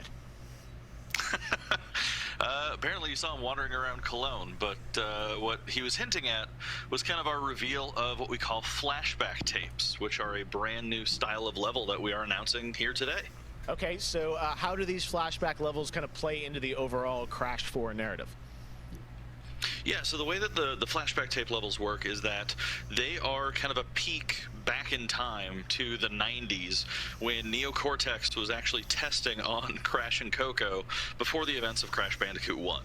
And they're kind of these devious puzzle rooms that we've made, and they're really hard, and they're really awesome, and they're super creative, and we can't wait to get people's hands on them. Yeah, no, I got to play a demo of this a few weeks ago, and that was a challenge, so I can't imagine how nefarious these are. How are they going to be sort of integrated into the game? Are they optional, like offshoot stuff, or how do you get to them? Sure. So players actually have to collect the flashback tapes in the levels themselves. They're an object that they can pick up, and to actually pick them up, they have to reach them in the level without dying. It's kind of our homage to the death routes from the original trilogy. So players have to reach these objects in the level, pick them up, and then once they get them, they'll get access to these unique levels. So beyond the pure challenge, so they're bonus levels. What other fun? How are these fun for players to kind of experience? What do they get to do in them? Sure. So Jump one on of the things that we did was we actually used these as, like I said, puzzle rooms. Really kind of fun, nefarious, devious ways for Crash to really express that pure platforming kind of aspect of gameplay that we know and love about the franchise. But then narratively for us, it was really cool to layer in kind of a unique perspective to the franchise. This is the moment when Cortex is really excited about the prospect of Crash being on his team, because Crash was originally created by Cortex, and so this is a weird point in time that's never really been explored in the games before. See Cortex awesome. excited. All right, well, Crash 4, it's about time. Looks phenomenal. I'm excited for this game, though. We cannot wait to check it out in October. Thanks for joining us. I hope. Yeah, thanks for having me. Awesome. All right. Hopefully you guys aren't getting too much chewing on the mic, by the way. I'm trying to keep the ASMR to a minimum here. Opening night live. What is this? I have become terror. Oh, okay. Not right. The unseen predator. A rupture. I am actually excited about this game. I think they gave us a release date. Without warning. I think they've just said holiday so far. Alone, or fall, or whatever they've been saying. Enoch will fall before me. But together, this entire planet will fear us. I'm excited about this too. The anomaly I gotta find some co-op partners though. Ways, wink wink. Yet we are drawn down the same road into the dark heart of creation. 'Cause I feel the way you feel. We will find the source. Whatever it holds, whatever it takes.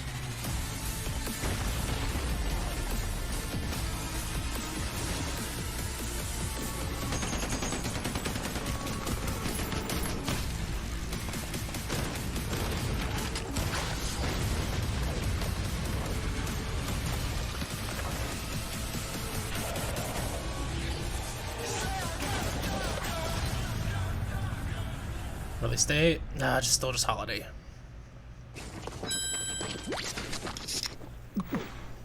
Red Bull commercial? Oh my god. Keely, no. Enter a contender. Yes, Leave as I played one match of this game. I'm not a big fan. Because I lost. This is it.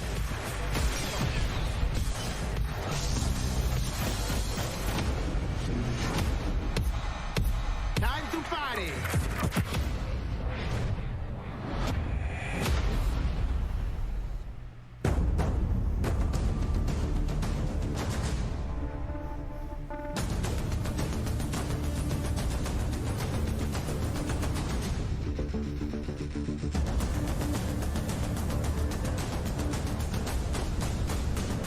For asses.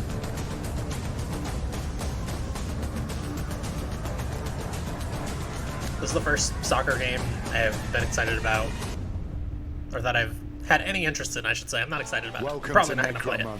But it looks cool. You're new here.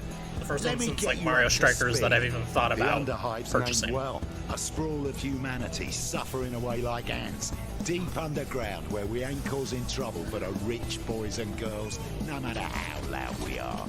And do we ever make some noise? Every Orlok says they could shoot the tail off a lashworm and they'd splash your head from 20 paces for saying they couldn't. I don't want to say immortal, but when their armor, blood, skin and will are of iron, it's a potent combo. Why would someone like you want to know about an all-female gang of psychopaths, drug dealers, killers, cloners and... What are we looking at? Makes sense. And Escher will cut you up just for the fun of it. Goliaths are big.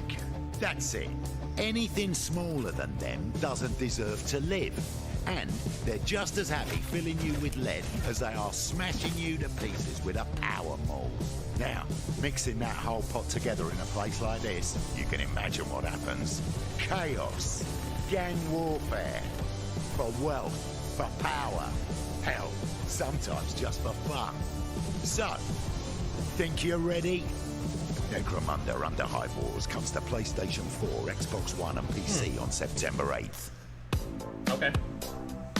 O futuro dos jogos, além de realidades virtuais extremamente fidedignas e realistas, eu acho que também se encontra em formas mais expressivas e absurdas, quebrando cada vez mais esses paradigmas de formato de videogame que a gente tem e sendo usado mais do que nunca como uma ferramenta de expressão artística. I envision the future gaming to be quite bright and quite alive. The next generation of console will clearly allow AAA and indie developers to build more creative-driven games that I hope will cover more diverse subjects. I want to play all kinds of stories about people and places, both real and imagined. I want comedy games, I want autobiographical games. I really want to see what people can do with the medium. Pro futuro dos games, eu vejo uma evolução obviamente gráfica, mas eu vejo ainda mais evolução na inteligência artificial e na maneira com a qual a gente interage com os games, tudo em busca de experiências mais imersivas.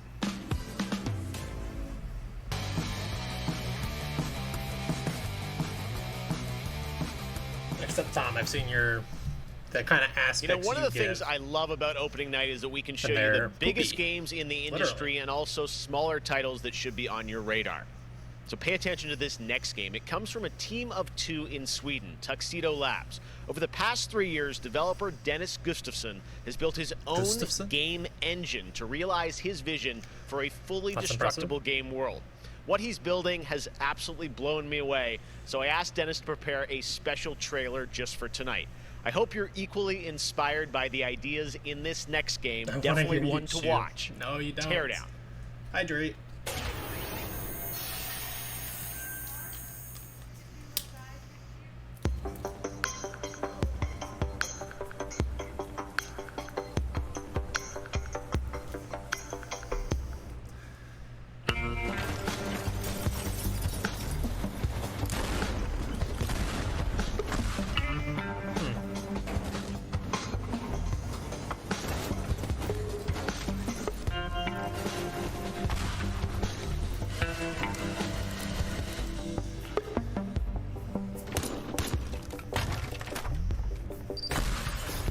That's kind of interesting.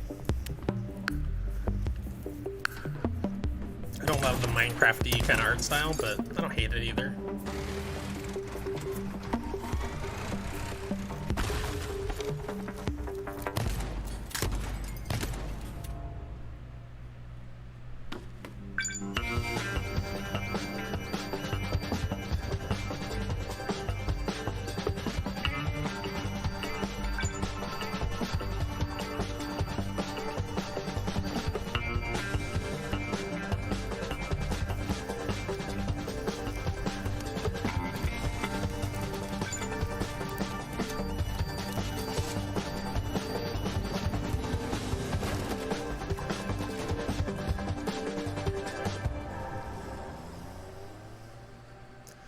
Teardown.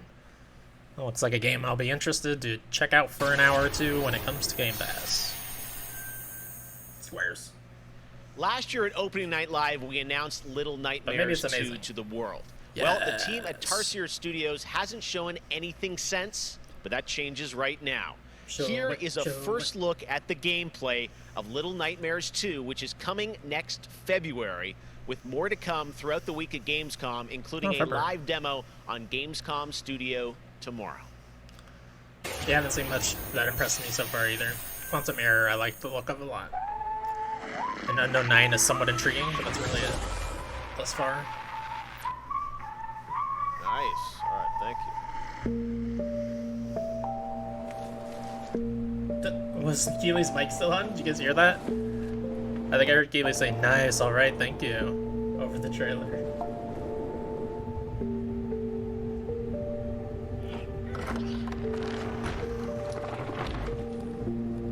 You haven't missed anything exciting, Stubbs. I promise.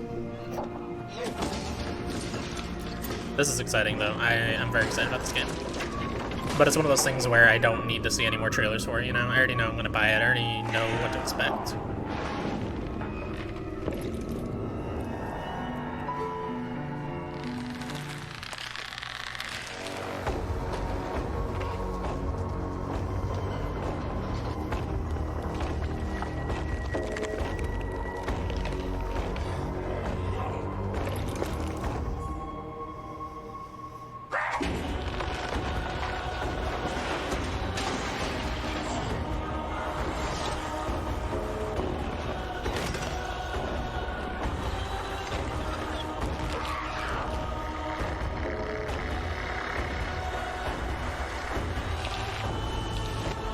this co-op that we're seeing, or there's just two characters?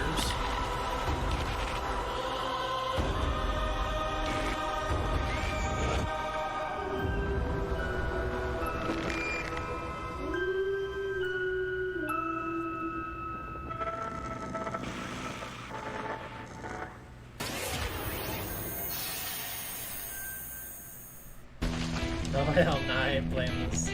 I'm WWE That's Hall of Famer not that Jerry scary. the King It's not like a Dead Lawler, and Space. I'm reuniting with my old buddy Mauro Ranallo It's just to bring creepy. you all the That's very over-the-top action in WWE 2K Battleground. Mamma mia!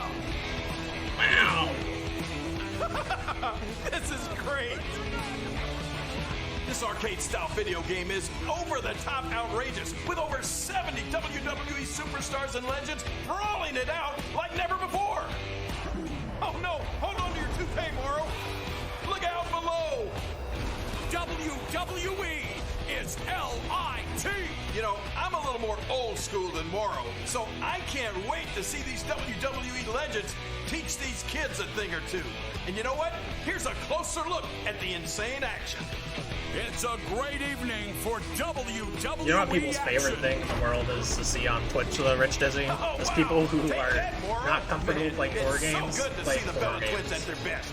Now, let's keep this party rolling with another matchup. The best. Oh, look out, I hear Mauro. Captain Stubbs is The gonna play the evil Undertaker event, right? has Captain risen, Stubbs. and Finn Balor is about to be taken for his last ride. Mamma mia, what a move! Finish him! Oh no! He just hit the snooze button! How do you lose like that? What's the matter with you legends? This is just an example of the pandemonium that you're gonna experience when you head to the battleground. This is terrible, by the way. I feel like I should acknowledge that real quick. Oh, I can't believe my eyes! Seth Rollins delivers the stomp! What a night! What a night! This is the greatest thing I've ever seen! Pre-order WWE 2K Battlegrounds today and brawl without limits. Mamma mia! Oh, sorry, Mauro. I know that's your line. I don't know. I'm not a wrestling fan, but just in general, that game does not look Hello again. good. I have even more awards to announce, so let's get right down to it. The winner of Best Action Adventure Game is Watch Dogs Legion. The city needs a resistance. What is with the awards? It starts with you. I wasn't paying attention earlier, I guess. This is like most anticipated? Did they take votes? What is happening?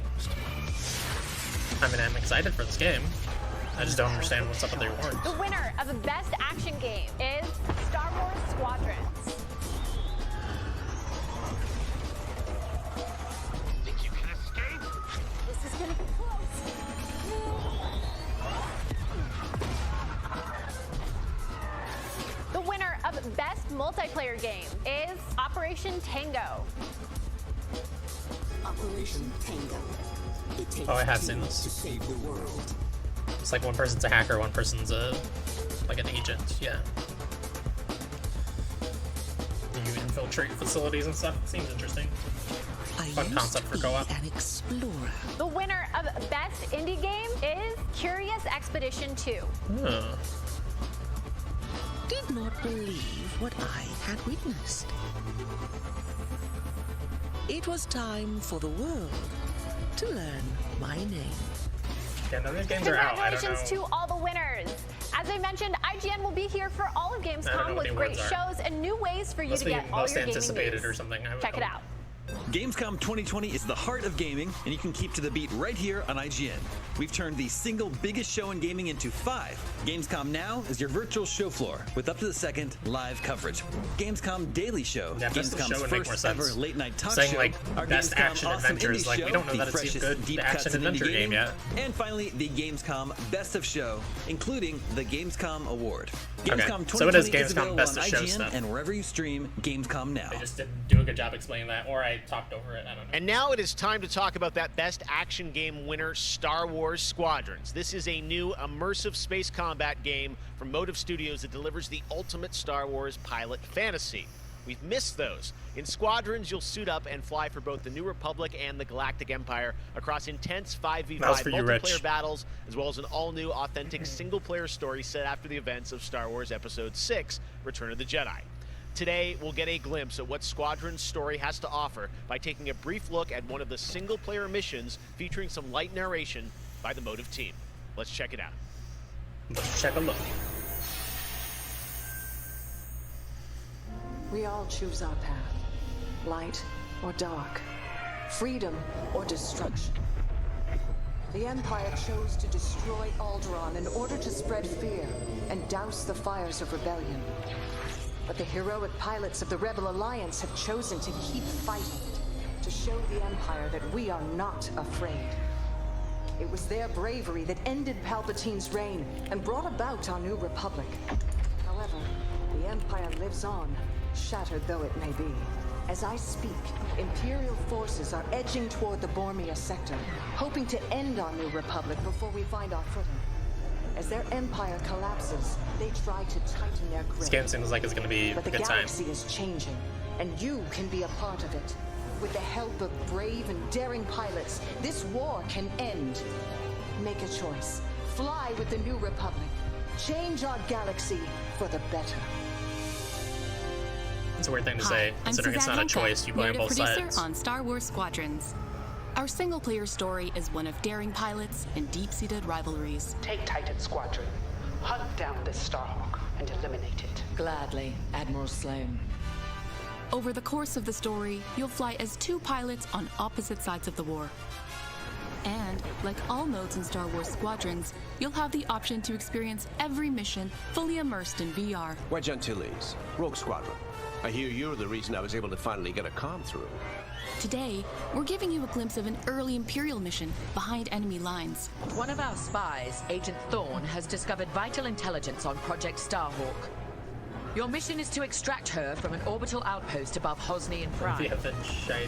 Behind enemy lines, you'll have to eliminate perimeter I've never really defenses. played like a Star Wars spaceflight game before, which is why I'm not the most excited for this, but I can tell it's going to be a good time with friends, especially. Agent Thorne. Once Thorne is secure, reach your Gozanti cruisers and return to the Overseer. Cover our escape and escort us to the jump point. We have Republic corvettes inbound. Move, Titan. Ladies, change course and keep Agent Thorne safe. Titan 3, take out those fighters. Understood. I'll handle it. You have my thanks, Titan Squadron. No time to celebrate. Move on. Go, go, go! Each mission will immerse you into the escalating conflict between the New Republic and a shattered empire. Debrief with your squad mates between missions. You're our new wingmate. Customize and master all 8 starfighters and join the galaxy's finest. I need you focused and ready to go. From bombing runs at the Nadiri dockyard to setting a trap in the Xavian abyss. The story of these rival squadrons will push the war to the brink and define the galaxy for years to come. I look forward to seeing you in combat October 2nd. 8 now? I don't know. Like I'm 28. I don't keep exact track after like 23. I'm just like 20 something. I don't know. But yeah, 20. That is not all EA has to share from a galaxy far, far away today. At Star Wars Galaxy Edge, you can enter the world of Batuu, where you can visit Oga's Cantina or jump into the Millennium Falcon on a run to Smuggler's Cove. It was this incredible adventure at Disneyland Resort and Walt Disney World Resort that inspired The Sims' latest game pack. Check this out. The Sims is getting Star Wars content? Oh my god. That's fun. Oh, wow. What is it, literally like a Disney World attraction inside of the world? I don't know, okay. There's spaceship and stuff.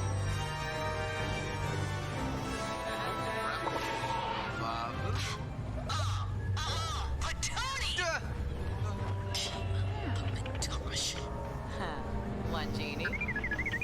One genie? Shoe puzzle. I do want a genie. Yeah, I played a lot of N64. Smash Brothers, Banjo-Kazooie, Mario 64, Mario Kart 64. Those are the big standouts for me.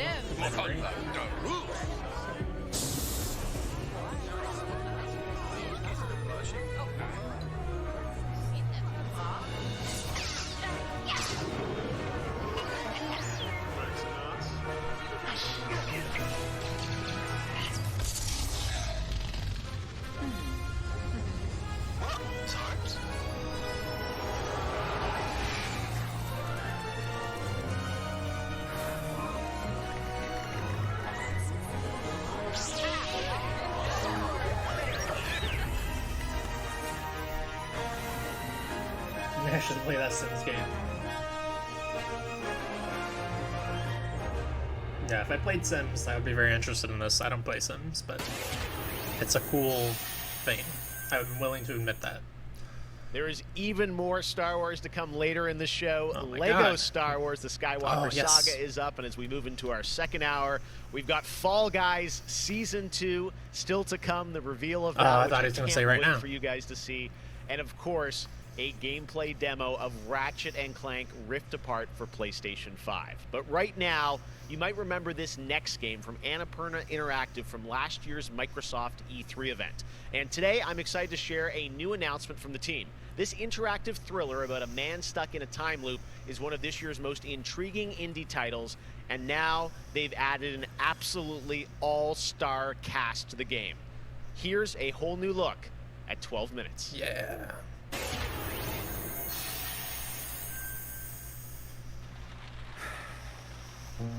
All right, close your eyes. I want you to think of a flower. Look at its contours, its curves. Now I want you to imagine it changing, moving backward, returning to its bud. Think of that bud, unopened. Look at it as a whole, then silently repeat these phrases. May you be free from suffering. May you be free from fear. May you know peace and joy. Willem Dafoe. Wow. I didn't see the first two names. They went by too fast.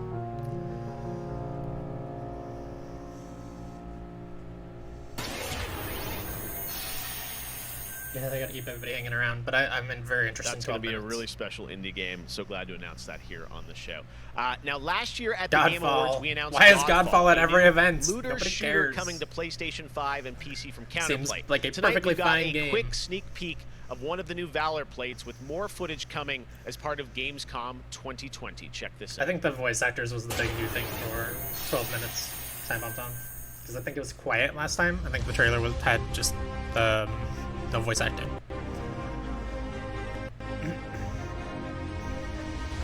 It'll be on PC as well, Rich. I'm sure. I doubt it'll be Xbox only. That would be weird.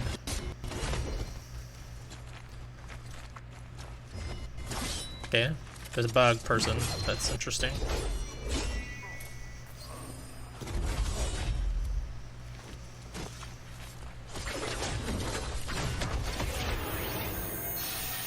I know who Daisy Ridley is. I just didn't see the first two. I didn't see the names. We have much more O&L to come. Not that Exclusive looks at Lego Star Wars, the Skywalker Saga, Fall Guys, who was the other one? Season 2. Wait until you see what the Mediatonic guys are up to, and so much more. But first, I'm sure you saw that earlier this week, Heart of Deimos, Warframe's newest expansion, was released on PC, Xbox, and PS4. And today, it's also on Switch, all platforms. Here's a look at the Heart of Deimos.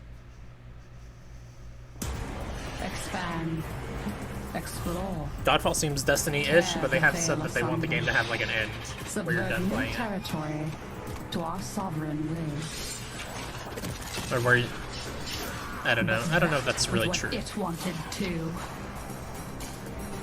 They've said like it has an ending to a story where you're finished with the story, but I mean Destiny kind of has that too. It just has a lot of endgame. Life. We are James McAvoy. Infested. Okay, that one I'm not familiar with. They should just announce the price and the release date. That would be wonderful. What? Visitors? Now, the gateway is failing. The jaws close. The final heartbeat approaches.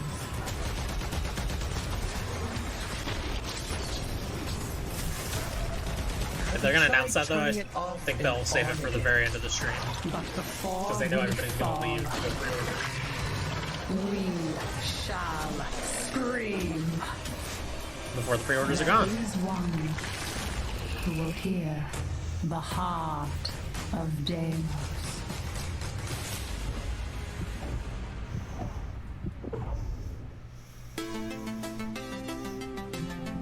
so many people have been discovering or rediscovering video games during lockdown, whether it be older people or bored teenagers or middle-aged parents who suddenly find they have to do something together with their kids. And I think I've given out more advice about video games in 2020 than any other time ever. And as a result, it's more important than ever that we keep making different, interesting things for folk to play. A pandemia pela qual a gente está passando tem sido um período difícil a todos. Então, nesse momento, eu acho que a gente precisa lembrar de mostrar mais empatia, demonstrar mais amor, mais carinho e saber que a gente vai sair dessa juntos. Vai ser difícil, mas isso tudo vai passar. I hope everybody gets healthy and safely through this coronavirus time. Care about other people. Coronavirus time, you know. Jogos são, na minha opinião pessoal, a forma de arte mais incrível de se expressar. Eles englobam tudo: música, arte, escrita, e você tem a chance de controlar e vivenciar essas experiências você mesmo. É mágico, é maravilhoso. Oh, so he's the young Professor X. São puro amor. I only saw that first movie, First Class. I don't know, I didn't have a problem with him, but he didn't stand out particularly to me.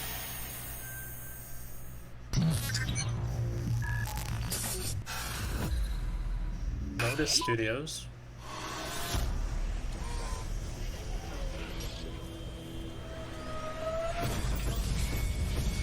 Bionicle's the game? Watch you sleeping, them snakes all around, you know they connected. When I was a kid, my grandmama told me I can't go to heaven, so I stopped praying and asking for blessings and started preparing for my Armageddon. Got nothing to lose, I'm all in. Walking the edge, don't fall in. Oh, it's another arena brawler, because those are not doing well for anybody. Grab all your people and log in. I'm waiting, don't care how long it's gonna take. Watching the waiting for that first mistake. Don't come up missing. Just checking the list. I'm always aware of your current position. I just hold on to the perfect condition. Coming alive. Heat of the night. Now it's the time. Superheroes? Made of Corona?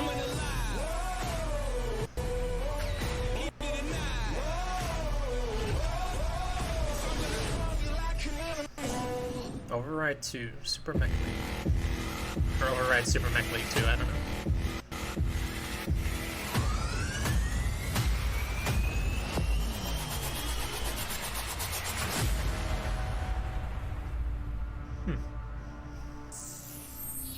Seems interesting. Never heard of the first one.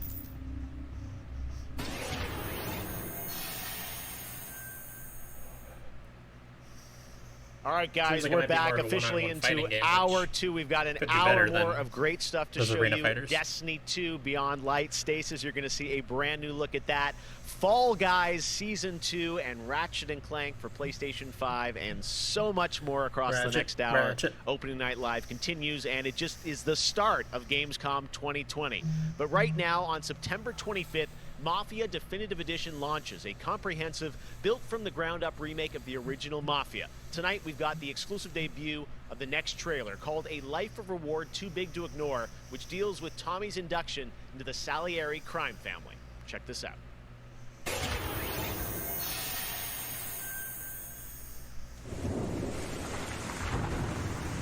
All these guys in this room, they're here because they have the only thing that matters to me. The only thing that should matter to any of us. Money. You know what that is, Tommy? They're loyal. That's right. No, it's money. One day you're busting your back, doing an honest day's work in a city that's been trying to scrape you off its heels since the day you stepped off the boat. And then next you're stuffing your pockets full of Salieri's dirty money. Go get him, Tommy! Teach these boys a lesson. Break every bone in their bodies. You want me to become one of those Wall Street boys? Don't sass me, Tommy.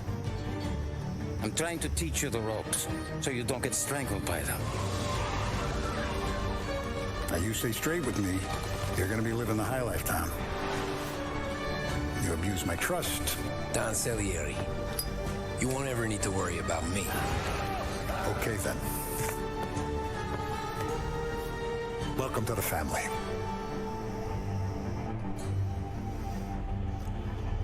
Seems pretty cool.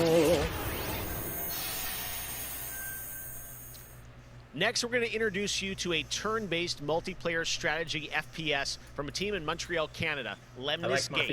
It's coming in early 2021 and has a unique mechanic built around a 25-second time loop. Check this out.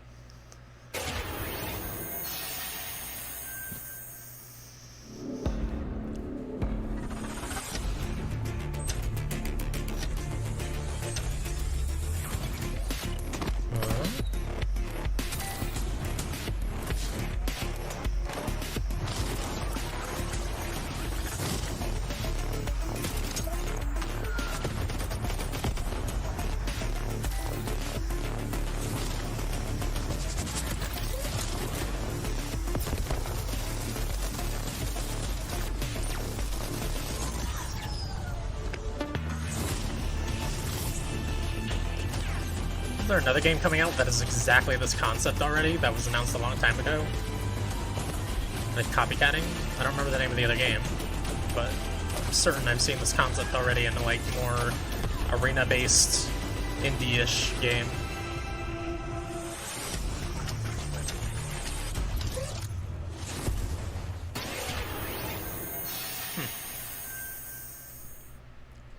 Next spring, get ready to experience memorable moments and non-stop action from all 9 Star Wars films in LEGO Star Wars The Skywalker Saga. The entire series has been reimagined with new fun-filled LEGO humor, and now we've got your first look pretty significantly differently in some ways.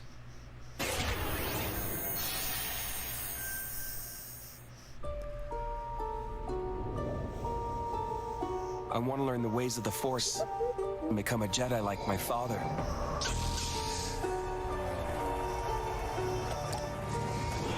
The Force is unusually strong with him. That much is clear.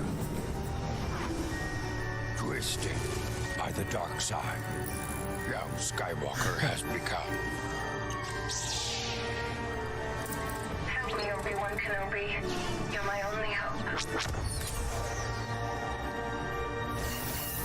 That boy is our last hope. Yes, there is another.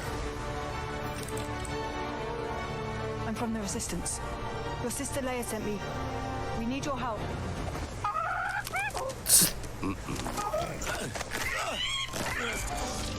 That was a good gag.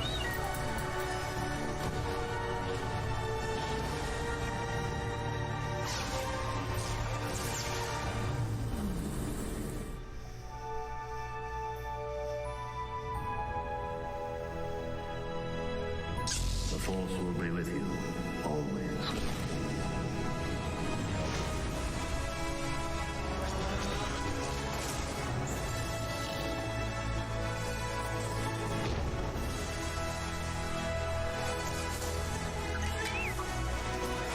Punch it! Not him, the Falcon.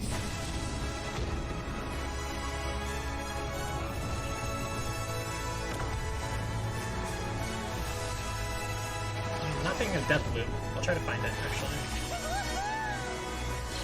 The other game I was thinking of. I am a Jedi, like my father before me. So be it, Jedi.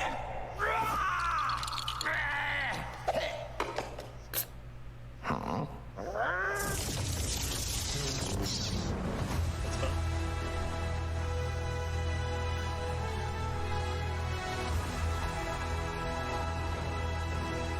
Spring 2021, finally. It's been delayed like over a year already. Man, LEGO Star Wars looks so fun coming to next gen as well. All right, we'll be right back with more world premieres from huge new games like Ratchet & Clank, Rift Apart, Medal of Honor, Above and Beyond, and Destiny 2. But before that, here's a look at a game that is launching tonight on Nintendo Switch and Steam. It's called Struggling from Frontier, a fun physics-based platformer where up to 2 players control Troy, our fleshy hero. Check this out, and remember, you can play this tonight.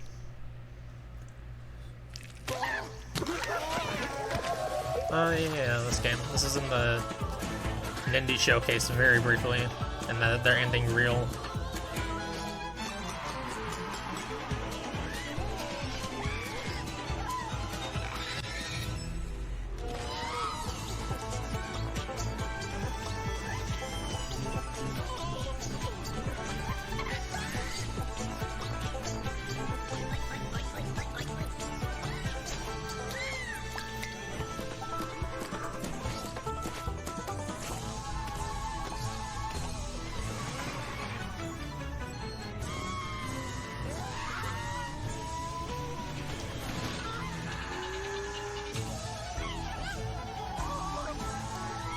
Not super into this one.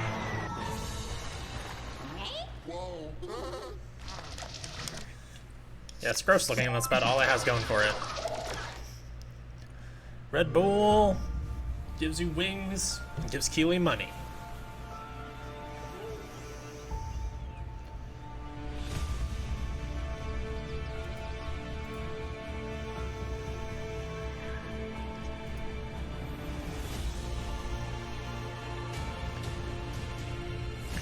What was the time travel game we just saw a minute ago called? That I was saying looks like another game? Was it Quantum League? Because Quantum League was the game I was thinking of. Maybe that was just looked visually different. Maybe they've updated the graphics a bit.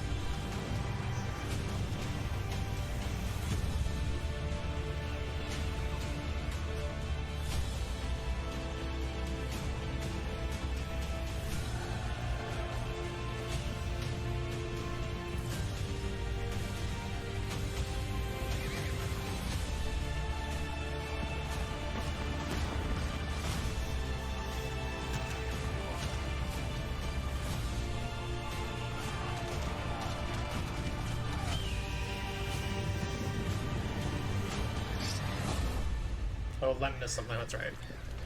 So yeah, it is a different game. That's totally just copycatting Quantum League. Look at Quantum League and you'll see what I'm talking about. It's literally the same game, except Quantum League has taken... God, it's been in development for like 5 years or something. Somebody else is just like, well, we could do that. And we'll bring it out first. Copycats. I doubt they had the idea at the same time, with how long Quantum League has been in development already. Where are we? We're near Little Hope. Did you hear that? Once more proof is needed that the devil walks among I want to be us in excited Little about Hope. this because I love Until Dawn, but I didn't really like Man of Medan that much.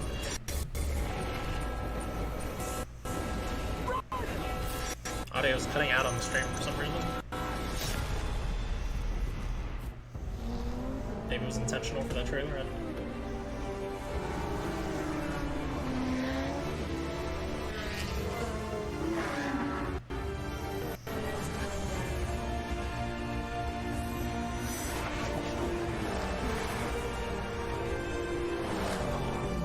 Yeah, Hanson will be excited about Age of Empires 3. RTS is a series that, or a franchise, no, a genre that I've never really gotten into beyond like the first StarCraft. I'm interested in it, but it's also like the game that I've given the most hours to. The few I've played are I'm really bad at. Creed Odyssey. I have to say, since Origins came out, this new reboot of Assassin's Creed, so to speak, that was my first time getting into it, and I have put almost 400 hours into Assassin's Creed Odyssey. At the moment, I enjoy to play Fall Guys. How do you put 400 hours into that game? game? Funny, like I've easy to learn, done almost but everything, and it took me about 130 hours. Games DLC that and I all. binge play. Games that I return to every year. Halo, the entire Master Chief Collection, is really a big one for me where that's concerned. But I also still just casually binge Animal Crossing, and I've been doing that basically all year. I haven't put down Animal Crossing since I downloaded it. I find the daily repetitive rhythm so soothing and predictable. Although much like my house, my island is still a complete 10. Up next, we have the award for Best Microsoft Xbox Game. And the winner is Tell Me Why. Congratulations to Don't Nod Entertainment. Well, after a big day of Gamescom events and announcements, you'll be happy to know that IGN is going to help you digest all that info with Gamescom Daily Show, where you can get all the daily highlights and a late night show experience from gamers for gamers.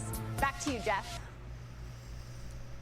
Thank you very much, Sid. And by the way, congratulations to Don't Nod for Tell Me Why, a really important game that is out now that you can play on Xbox and Game Pass. And as we know, there's a lot going on in the world, and that goes beyond the pandemic. Between social conflicts we're seeing in the news and acts of nature, we can see how vulnerable we as people can sometimes be. And now I think it's as important time as ever to remember to come together and support one another. We are a global gaming community. There are millions of people watching tonight, and I know we're all here because we love games and we know that games are good in the world and can bring us together, and I think we've all felt that in 2020. So I think that's really important to remember amongst all the games and trailers. All right, well, one way as a community we can come together to do some good is the Gamescom Forest. Gamescom has launched a reforestation project by planting a Gamescom forest together with the community. Also, how do you bring up the social conflicts in the world and not say the words Black Lives Matter? To plant more trees. So let's plant a forest together. All right, well, now we're going to move on to another game, and this one was announced back in May. Chorus is a dark space combat shooter where players take control of Nara on a quest to destroy the dark cult that created her, featuring rich, ray-traced 4K 60 FPS environments on next-gen hardware. Here is the first look at gameplay from Chorus.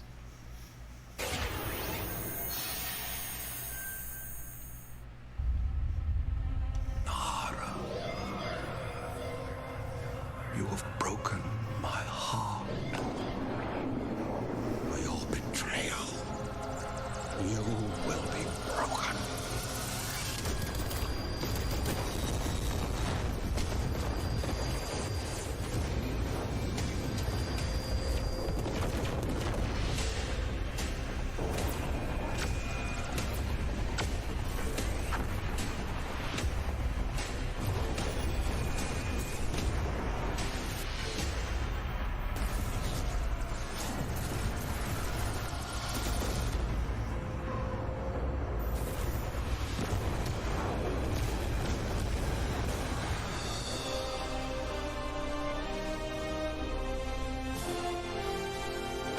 Where you drink cores and then drive this ship around. Get drunk and drive a ship. Sounds great. Yes, finally. How many crowns have you won? If one game has defined the summer of 2020, it absolutely is Fall Guys from Mediatonic in London and Devolver. This game is setting records and putting a much-needed smile on everyone's face. Fall Guys, I think, represents our industry at its absolute best. Well, soon the Fall Guys experience will evolve with Season 2. There's a lot of new stuff coming, and tonight, Mediatonic is about to give you an exclusive sneak peek at what's next. Get ready, I think the internet is about to freak out. Here it is, Fall Guys Season 2. I don't remember which event it was. I want to say it was the Sony one, but I don't know. It may have been the Microsoft, like the first Microsoft one that was third party. I'm Joe, I'm the lead game designer on Fall Guys Ultimate Knockout, and I just wanted to reach out and say thank you to everyone who's been playing and enjoying the game so far. As a team, we've been looking at all the fan arts, the memes, and the montages that people have been posting online, and the response to the game has really blown us away. Today, we just wanted to give everyone their first sneak peek at the rounds and the costumes that they can be enjoying as part of Fall Guys Season 2.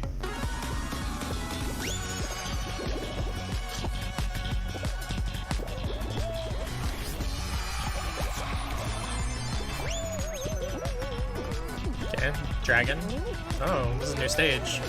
In Season 2, you'll be dressing your Fall Guy as a medieval hero and competing across brand new rounds inspired by epic quests from the Middle Ages. Traverse giant drawbridges, dodge swinging axes, and scale movable siege ramps in the quest for ultimate game show glory.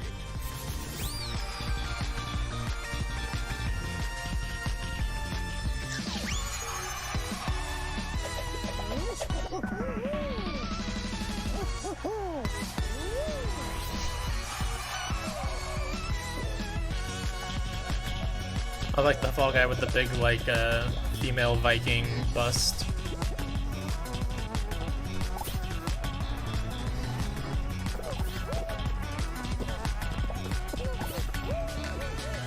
We hope you've enjoyed the sneak peek of Fall Guys Season 2. We're still adding the finishing touches to development, but if you want to stay up to date, then at Fall Guys Game is where you want to be. See you on the start line. He is probably very wealthy now, so good for him. I have 1-1. Yeah, there was like a surprise drop of a Nintendo My father has Direct Colorado Mini in the yesterday. palm of his hand, and he's afraid to close his fist. I am not. Wasn't a lot in it. The new Kingdom Hearts rhythm game was in there, which seems fine. Got what else was cool in there?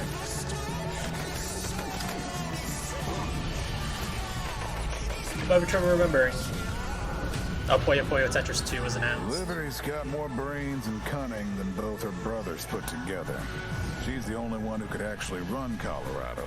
She's already tried once. Vic's a depraved child. Wasteland 3 seems cool, but I have not played Wasteland 1 or 2. Years my father wasted I'm sure they're standalone, but when I was right there. I'm a dysfunctional human being who has to play things in order. Wow, that was cool. Threw like a grenade with a big spider monster in it. Spider robot monster.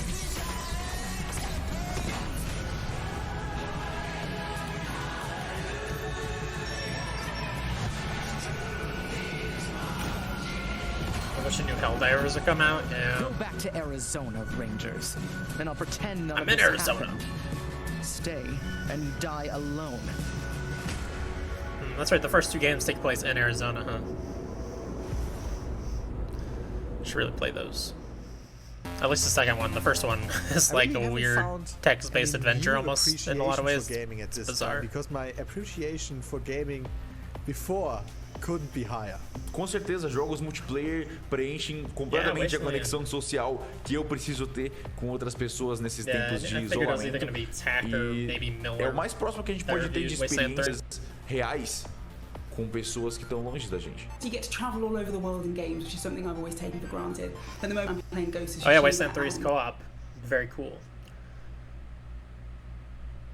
What happened? It wasn't me. I think their audio broke. Music or whatever. Yeah, that was weird. And it's just fine for me to have the time to yeah, play with friends. It reminds me kind of Divinity. Like it's a family, big game with a lot of systems and like mostly at home with it's gonna take you a very long time, but it's a co-op. Gaming is the only thing that I get to do for myself anymore. I find it's not only an escape, it's also a way to challenge my brain. It is that same kind of game too. Is becoming clearly more important for a lot of people. You know, play is a natural instinct, and from Animal Crossing to The Last of Us Part 2 or Ori, yes, it's definitely an incredible time now to be a gamer, yes.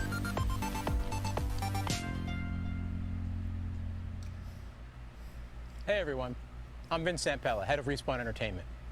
When we set out to create Medal of Honor Above and Beyond, we knew we wanted to bring the series back to its roots. The Medal of Honor franchise is known for its powerful and exciting single-player stories that put the player in the boots of a soldier who was there. It's a series that is grounded in history, which tells emotionally authentic stories. Peter Hirschman, who directed the original Medal of Honor in 1999, is back at the helm of this project.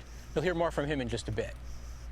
Peter and I actually worked together on Medal of Honor Allied Assault in 2002, and I'm really happy he's joined us at Respawn to craft a completely new experience in VR. The team is creating a riveting and emotional journey through World War II like you've never seen or played. It weaves in the personal stories of the veterans and survivors of the war through powerful interviews that help set the stage. I don't know what it is about his face, but I can see his eyes like moving back and forth. We could not be more excited to show the world the next look at Medal of Honor Above and Beyond and the game's action-packed story. For some reason. Let's take a look.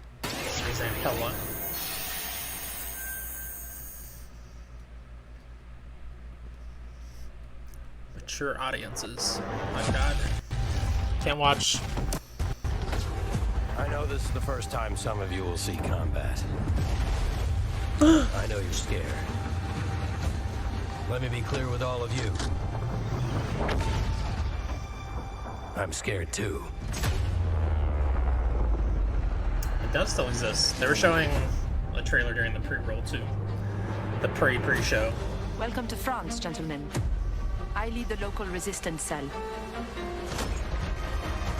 Something big is happening inside Gestapo headquarters, and we don't know what it is. I can't wait to hear Leo talk about it. To improvise here.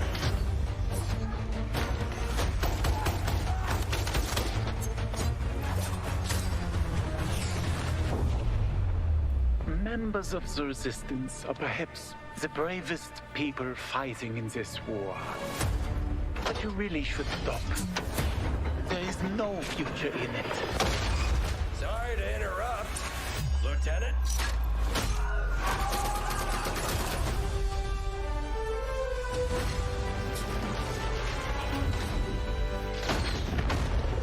Those vacuum tubes for grenades that we saw a minute ago. Jet fighters, brace yourselves. Or maybe they're just vacuum tubes and somebody put a grenade in there. You're not supposed to. God, old guns look so weird. Boom.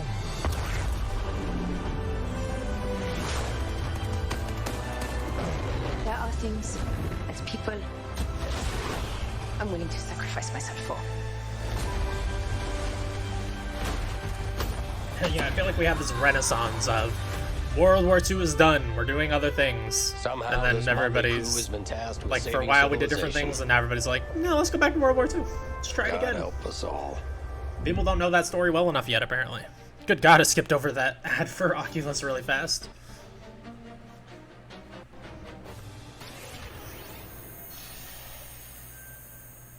Thank you so much, Vince. That looks incredible. And now we're here with Respawn Entertainment. Why are the audio levels so bad again? Director on Medal of Honor Above and Beyond to talk more about their new VR experience. Peter, I gotta say, the trailer really grabbed me. Such an incredible story that you're telling to. Tell us a bit about this single-player experience. What can we expect? I know Keeley wanted to do this Jeff, live, thank you for but having it us on means the show. audio issues constantly. Maybe that wasn't the team best back idea. at Respawn that's been working really hard on this, and it's so exciting to premiere the trailer with you. Metal going back to its roots was always about putting the player in the boots of a soldier fighting in World War II. Can't hear anything. And with VR, we're able to do that in almost a literal way. It's definitely the most immersive experience, most immersive combat experience I've ever been able to work on. And the story follows you as a player being recruited into the Office of Strategic Services, commonly known as the OSS. And their mission was sabotage, espionage, search and rescue, everything in between. You name it, they did it. And they're known by a different set of initials now, the CIA. But during World War II, they sent operatives all over Europe, deep behind enemy lines. And that allows us to tell a story where you get to go to these places and locations and participate in events that really helped shape the outcome of the war. One of the things I love about the trailer is you can tell there's a lot of interactivity in the environment, emergent gameplay. You got the piano and other things in there. Tell us a bit about how you're using that to tell the story. It seems like it's all kind of through a first-person perspective, but there are some story sequences. How do you tell the story? Oh, well, we shot over 120 pages of narrative, which is more than some feature films. We had a huge international cast of phenomenal actors. And it was fantastic. And the story follows a classic three-act structure. Act 1 is working with the French resistance, getting ready for the invasion. Act 2 is D-Day itself and the fight to get to Berlin. From that list and then the third act is dealing with the Nazi secret weapon program, which involved things like the 262 jet and the V2 rocket and things that could have really turned the tide of the war if we hadn't stopped them.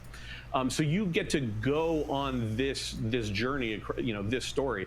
And the story is shot all from your perspective. Because it's VR, your head is the camera. We don't have cutscenes, we don't have edits. Everything revolves around your perspective. So you experience this story completely in first person as if you are there. So it creates a much more intimate and emotional connection with the characters and the things going on around you. It was an incredible way to shoot. One of our animators stood in for the player throughout the 3 weeks that we were on stage.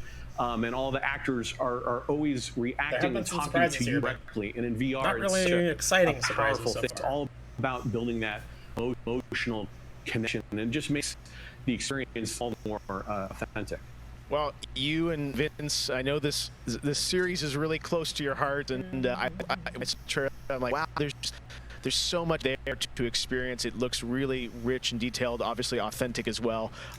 Paying tribute. I don't think these audio issues are on my end. Was involved in the war. I wanted to ask you also about multiplayer, which is something that Respawn is really known for, and you've had a great single player experience. But I hear you might also be doing MP too. Oh, well, yeah. I mean, the thing about VR is that I spent we've known each other a long time. So much of your career trying to map natural. So much of your career trying to map natural human movements to a control, and just figuring out things like making feel good. And one of the hardest ones is leaning. And in VR, you know how you duck? You just duck. And how you lean in VR, you just lean. And so the ability to lean around a corner, just kind of peek around the corner and see where the bad guy is just, it heightens the tension so much. It makes it feel all the more real. And when you put that into a multiplayer experience, it just raises it to a whole nother level. So we are shipping, in addition to the campaign, we are shipping a full suite of VR modes, including a few that you can only do in VR. And we're really excited about people playing those, after it comes out. Wow, well, definitely a full-blown VR experience. I gotta say, I'm really excited to put the headset on and try this, and it's coming out later this year, right? Coming out holiday, so yeah, fasten your seatbelts. We are so excited to bring it to players. We've been working on it a long time. Like you mentioned, it's a passion project for Vince and I and everyone at Respawn. Move on. It's a wonderful full circle experience for a lot of us that started our careers working on those original set, going back first one and Allied Assault, and now to be able to bring Above and Beyond to a whole new generation is one of the most exciting things we've been involved. Mine was awesome. Thank you so much, Peter. Opening Night Live will be right back, and in the meantime, here's a look at a new game that is launching tonight. Wow. The world was broken. Fractured by the magic the Vow Keepers said they would protect us from. Spellstorms still rage across the ruins of the Hollowlands. This is proof, they said. It isn't safe. It can't be controlled. Magic cannot be used.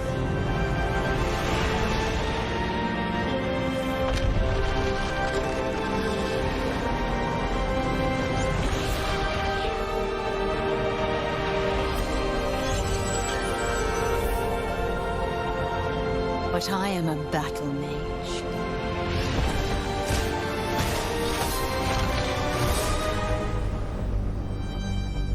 I have broken my vow.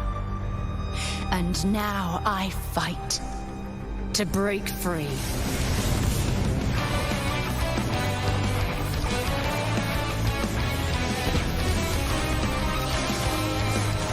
Is that Magic Battle Royale that's been on PC for a while? I haven't used that. Kind of looks like this might be that.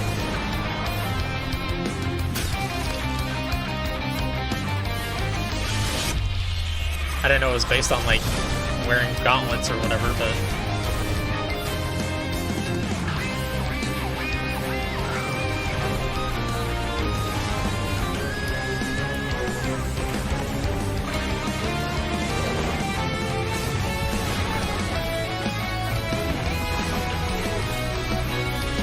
okay, yeah, I think this is the Mage Battle Royale.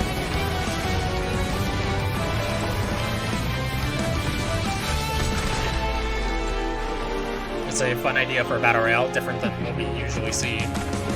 Just shooting each other with guns.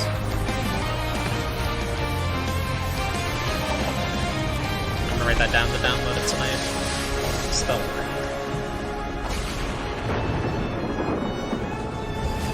It's either that or this is a copycat, because it looks exactly like that game.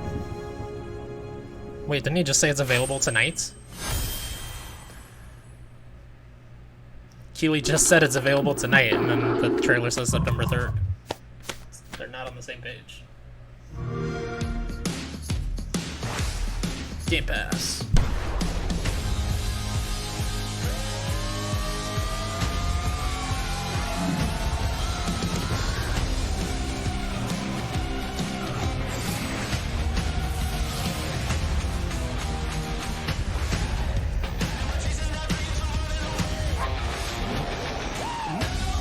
What's that game that had the weird pirate-looking guy scratching a dog's neck? Saw Neon Abyss there, very cool. Grounded. Still have to check that out. I have the early access downloaded.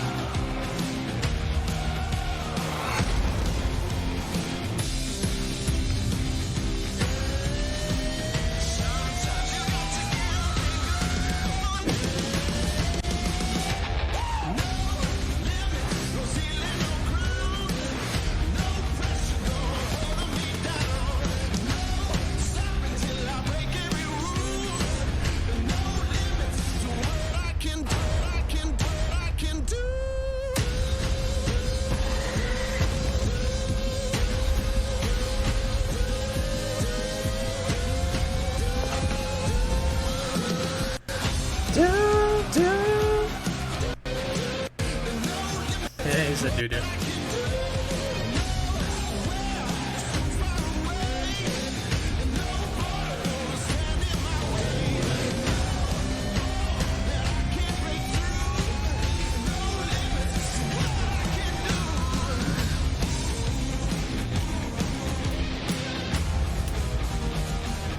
It is the best deal in gaming.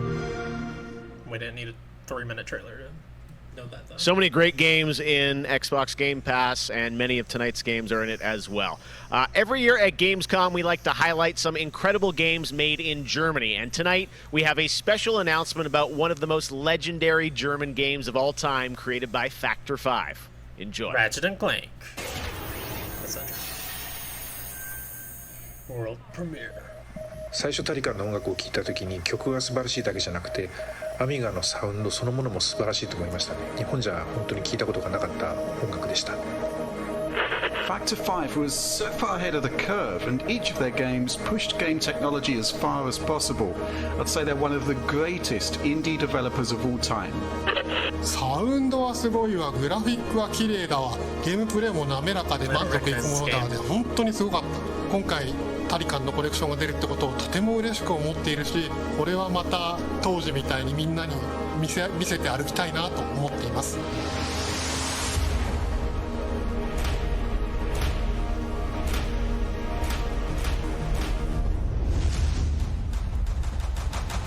This was the first game that allowed me to completely fulfill my musical vision. It defined my career, and the fans have been there ever since. To this day, it's one of my proudest works. Welcome back to Jordan. I've never heard of that.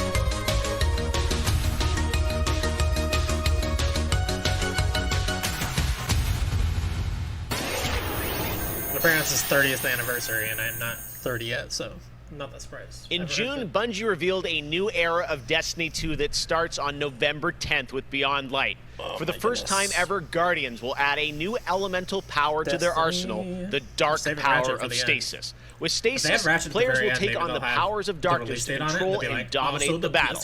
Here's an all-new look at Stasis from Destiny 2 I think Ratchet's supposed to come next year, so that's probably not true. We can all hope and pray. The floodgates are open. The darkness is here. As you step away from the light, we need only look inward. Focus your power. Let it grow. Our fight is far from over.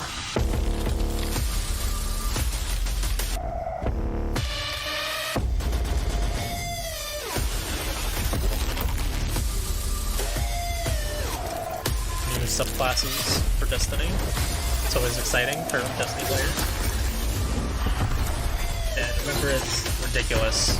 Like, just that 1 week in November, 13th, 20th, I think it is unbelievable.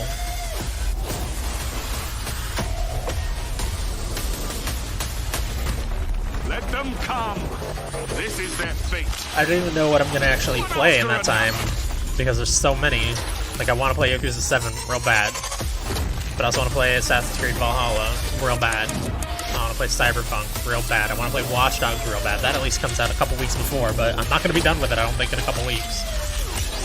Oh, good lord.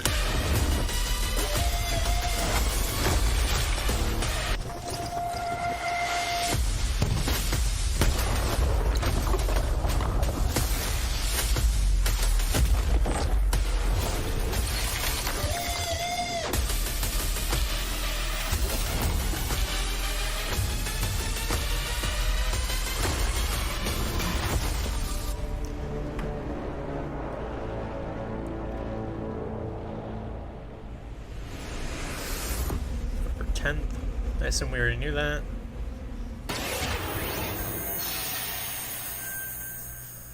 I have one more award to give out tonight, and that is Best Sony PlayStation Game. So, without further ado, the winner is Cyberpunk 2077.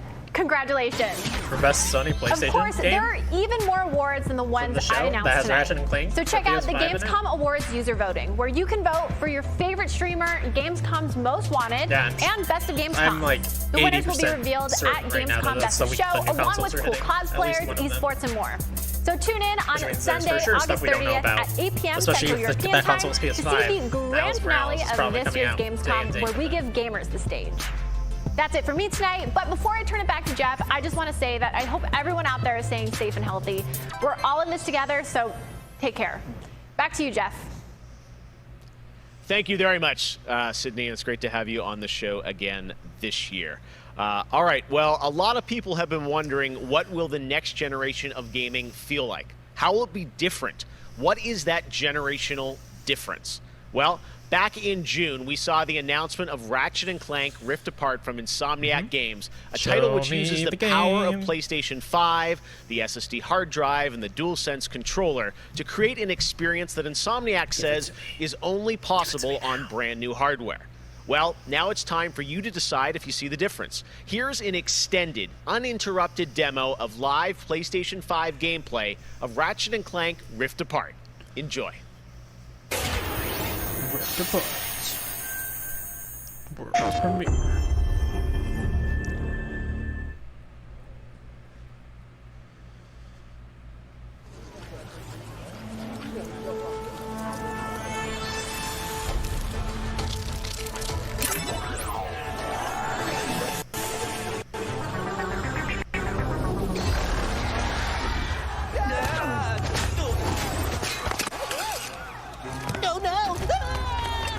We're back.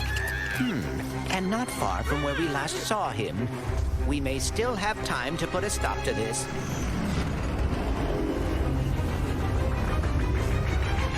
Hey, I think I found the bomb back. Oh dear.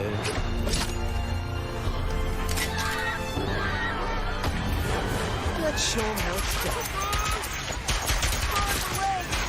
All right, bringing out the big guns.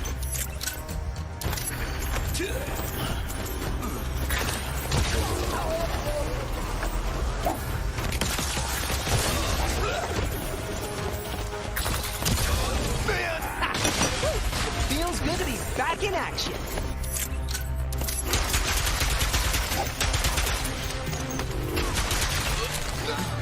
Hopefully it shows some more weapons here. Because those two weapons seem very standard. Like the first two weapons you get in almost every Ratchet & Clank game. The train's pulling away. Let's go. I think so. I love Ratchet & Clank. The guns are fun. The art style is good. Mostly it's the guns that make the game though. Like interesting guns with fun ways to level them up. I've been looking everywhere for you. Put down the Dimensionator, Nefarious. Put down the Dimensionator. Yeah, right. Today I will finally be free of the both of you. Soon, everything you see will be mine. Say goodbye.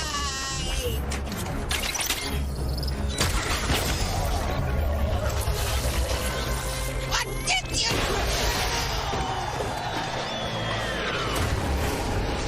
Lucky shot, I'm sure.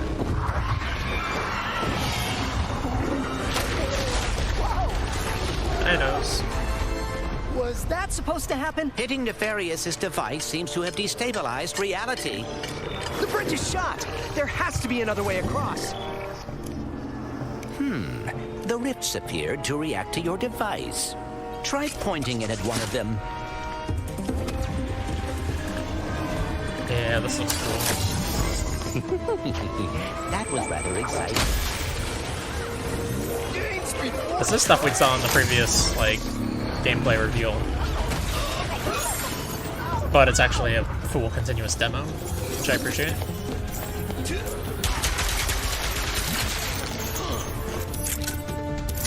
Topiary Sprinkler. Wait! Robo! What?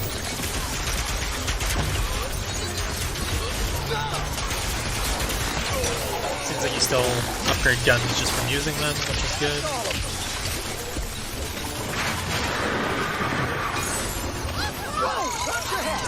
This is worse than I had imagined. Everyone look! It's Ratchet and Clank! Wow. Sand sharks from above.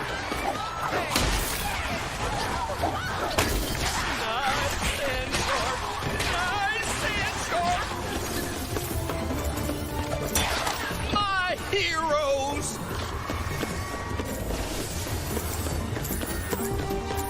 I knew you'd come. Might as well.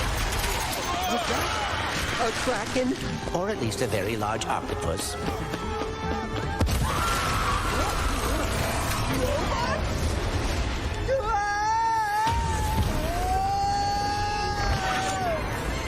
I will never get used to that. Hey, at least we're on the same planet this time. Nefarious is on the other side of that building. Let's get moving before he does anything else to break reality.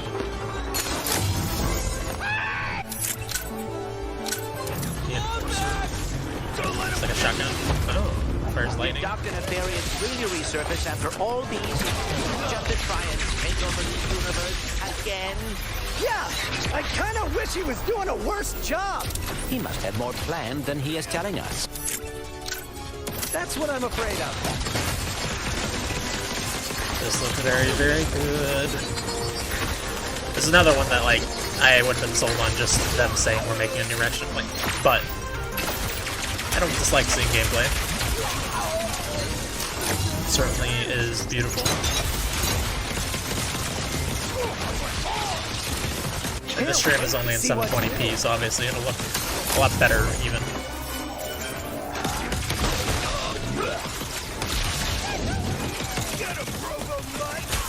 More butts?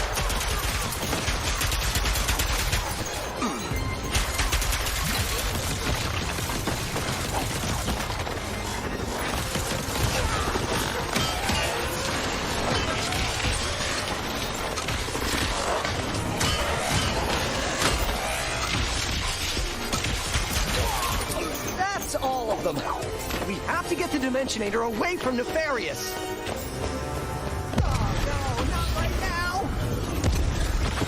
Whoa! The dimensions are weakening considerably.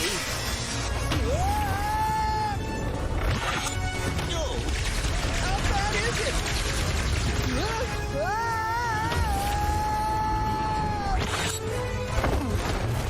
Well, it is certainly not good. Right. Where are we? Beats me.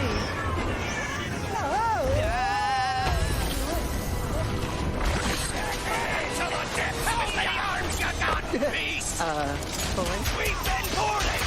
Get off me!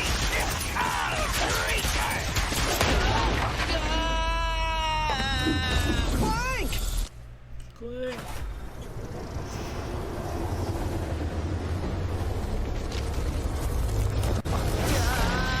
So it looks like they're more or less showing the same stuff, it's just a continuous demo instead of Ratchet. jump cuts.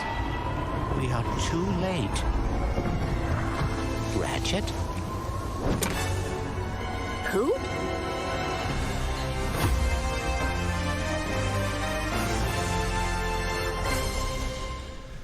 PS5 exclusive. PlayStation. And it's releasing eventually. There you have it, Ratchet and Clank Rift Apart, and now I am joined by Marcus Smith and Mike Daly from Insomniac Games. Guys, it was so great to see that long, uninterrupted demo of Rift Apart, and I have so many questions. It's amazing to see what you're doing with the power of PS5 and the SSD. Let me ask you first, Marcus, what are you able to do with Rift Apart that you haven't been able to do before in a Ratchet game because of the power of PS5? I mean, first and foremost, it's just pure horsepower. Enables us to fill our worlds with the kind of density and life that we've never been able to do before. More importantly, perhaps, though, is the dimensional shifting that we have going on, which uses the SSD Jeff that is allows very us good to at fling the asking player questions from that planet to planet to planet. set the developers up to say exactly what way they want faster to than say anything for we've their ever been marketing. able to do before. Yeah, the Like, Rift Tether, anybody who we has seen saw this that game in before the already knows demo. that that's We what had the seen some of PS5 that is in doing, is let them the trailer. do So the that's rest thing. all actual gameplay. Mike, I'm curious, like, how does that work as you kind of play through the game? Are there certain moments and levels where you can jump, or how do you play through that? Yeah, so in the game, there is dimensional damage spread throughout the galaxy that Ratchet and Clank have to find a way to fix. And you can find these weak points in space-time that you can pull to you with your Rift Tether. It's like being able to lasso a portal. And that enables you to basically like warp across the world to find new places to discover or gain a tactical advantage in combat. Wow, yeah, I got to say, like, when you see that and you imagine the jumping from multiple worlds at instantaneously almost, and it sounds like there's no load screens throughout the entire game. That's right. We're going seamless. That's right. Yep. Wow, all right. You guys, so confident, both of you say it. I like it. Now, let me ask you about DualSense. That's something that is a big part of PS5. I've had a chance to hands-on with the controller, with the adaptive triggers and the haptics. How are you using that How does everyone feel in the chat about the DualSense? So I've seen a lot of people excited about it, but it's a powerful arsenal. The little of things in it seem like dumb gimmicks that nobody's actually going to use after a year. It feels like it was made for nobody's going to Ratchet notice and after a Clank year. just because the haptics give us a whole new layer for the weapons to express themselves. So, for example, your burst pistol, of course, it gives you like a satisfying click or kick with every bullet. But when you throw the shatter bomb, you can actually feel the energy pulsing off the grenade fade away as it gets further apart from you. Basically, the haptics are expressive enough that every weapon feels different and you can tell what you're holding. But of course, the adaptive trigger like takes that to a functional level where, in addition to the trigger pull feeling unique, we can actually use that as a super intuitive way to add alternate functions to the weapons. So, for example, in the demo, we've got the Enforcer, which is a double-barreled shotgun. You can pull the trigger part of the way down until you hit resistance to fire a single barrel. And then whenever you feel like it's the right time, pull it the rest of the way for a double shot. So you might be swarmed by a bunch of little enemies. You only want to waste one shot on them, and then wait a minute for even more to swarm in before finishing them off. But a big guy, you probably want to just give both barrels to right away. So there's a nice intuitive way of basically raising I don't mind the developer skill interviews. ceiling I like and developer giving you interviews, more ways to but I play go better. to developer interviews when I want to hear developer interviews. Excited to see I don't go how to you guys are gonna Gamescom roll or that out across E3 what or I'm sure are an insane, any of these live shows like group this. of weapons as always. Expecting developer Plot-wise, Marcus, to be tell us so a bit about this prevalent, game. I think some so fans have long. wondered, does this tie into the movie plot line, the game plot line? Like, tell us in the Ratchet verse where this sits. Yeah. Well, canonically, this is an extension of Ratchet and Clank Into the Nexus, the 2013 game. But it's a standalone adventure, so it's one that, even if you've never played a Ratchet and Clank game, you can get into it and you'll understand it and you'll enjoy it. For hardcore fans, we have a lot of nods. You're gonna see a lot of returning characters. I feel and like this would planets be in and, every single game. see them all through a whole new light. If you didn't play the last multiple- one, don't worry about it. dimensionality. Doesn't matter. You don't need to play it. This Rift Doesn't Tether matter what thing, the I game think, is. looks really Even if exciting. it's a And direct how sequel often where the story of the is first that one's something very we saw in the important, demo? they'll Is that still say something that. you're going to see like frequently in the game? Or are they Not special that I think that's moments? the Like, I case guess I'm here. curious, like Obviously, how it seems often like you use that the technique first for one's not gameplay. important, or the other ones are not important to playing this one. But So the Rift Tether has it'll happen with every created game. That marketing these anomalies all throughout the galaxy. You'll encounter those pretty often. There's even a few more types of dimensional damage you'll encounter that we haven't shown yet. Now, being pulled between worlds, that's localized to chasing after Dr. Nefarious in the demo. And that's sort of reserved for special moments when you really have to, when the dimensional damage really tears wide open.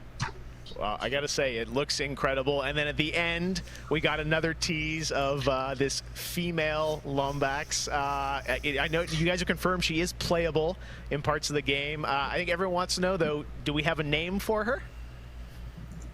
I mean, the world is more interesting with mysteries, and we're going to have to keep this one a little longer. Do we get a number of letters in her name or anything? Too many smart people on the internet. They'll figure it out right away. She's not named Abby, though, right? All right, well, we'll have to wait and see what you guys have in store for us. I got to say, I mean, it looks incredible. The Ratchet games are always so much fun, and as you said, when you think of the power of SSD and the DualSense all coming together, it looks really exciting. Before we go, though, I think everyone around the world wants to know when we're going to get to play this game. Anything you can share with us on where you're at in development right now? Mike? Mike? So Ratchet & Clank is coming out in the PS5 launch window. So we haven't announced a specific release date yet, so stay tuned for that. What kind of window? Is it big window? So, no, I'm just kidding. All right, that's all we're going to get, I'm sure. Ratchet & Clank Rift Apart coming to the launch window for PlayStation 5. I got to say, Insomniac, we're so excited what you guys are doing across PlayStation, and the game looks incredible. So thank you so much for all you've done, and we look forward to seeing more of Rift Apart soon. Thanks, Jeff. Take care. All right, Marcus and Mike from Insomniac, thanks for showing us that first look at Ratchet & Clank or PlayStation 5. And that's going to do it for Opening Night Live. Thank you so much for watching from around the world, and make sure to stay tuned all weekend for more live Gamescom coverage at Gamescom.global. As for us, we'll see you later this year for the Game Awards 2020. Our team is hard at work to build a very special live show for you coming in December. We'll see you then. Good night.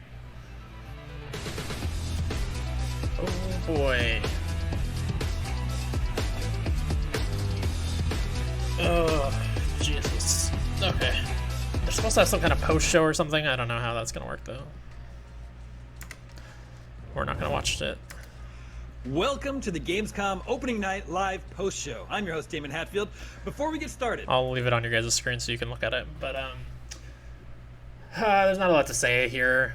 Like, in a summer full of disappointing conferences that want to be E3 conferences but they're not, this is just another one. It was not great. It was a lot of stuff that was already known quantities. It didn't get a release date. It didn't really get any new announcements. It's just, here's the new trailer for something you already know about.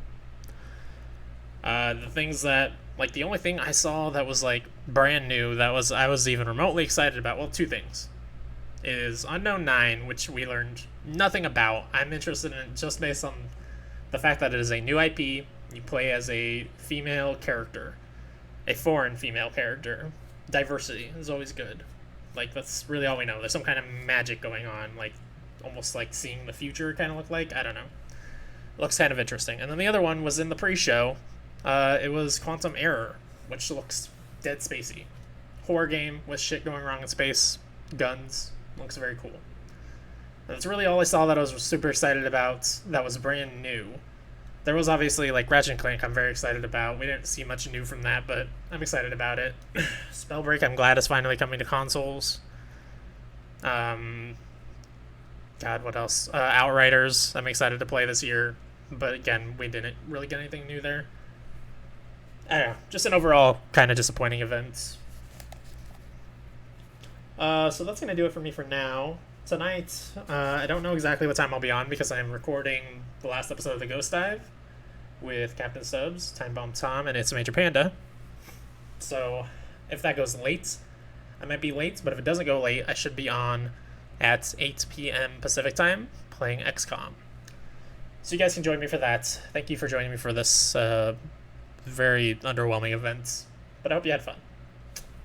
For now, goodbye.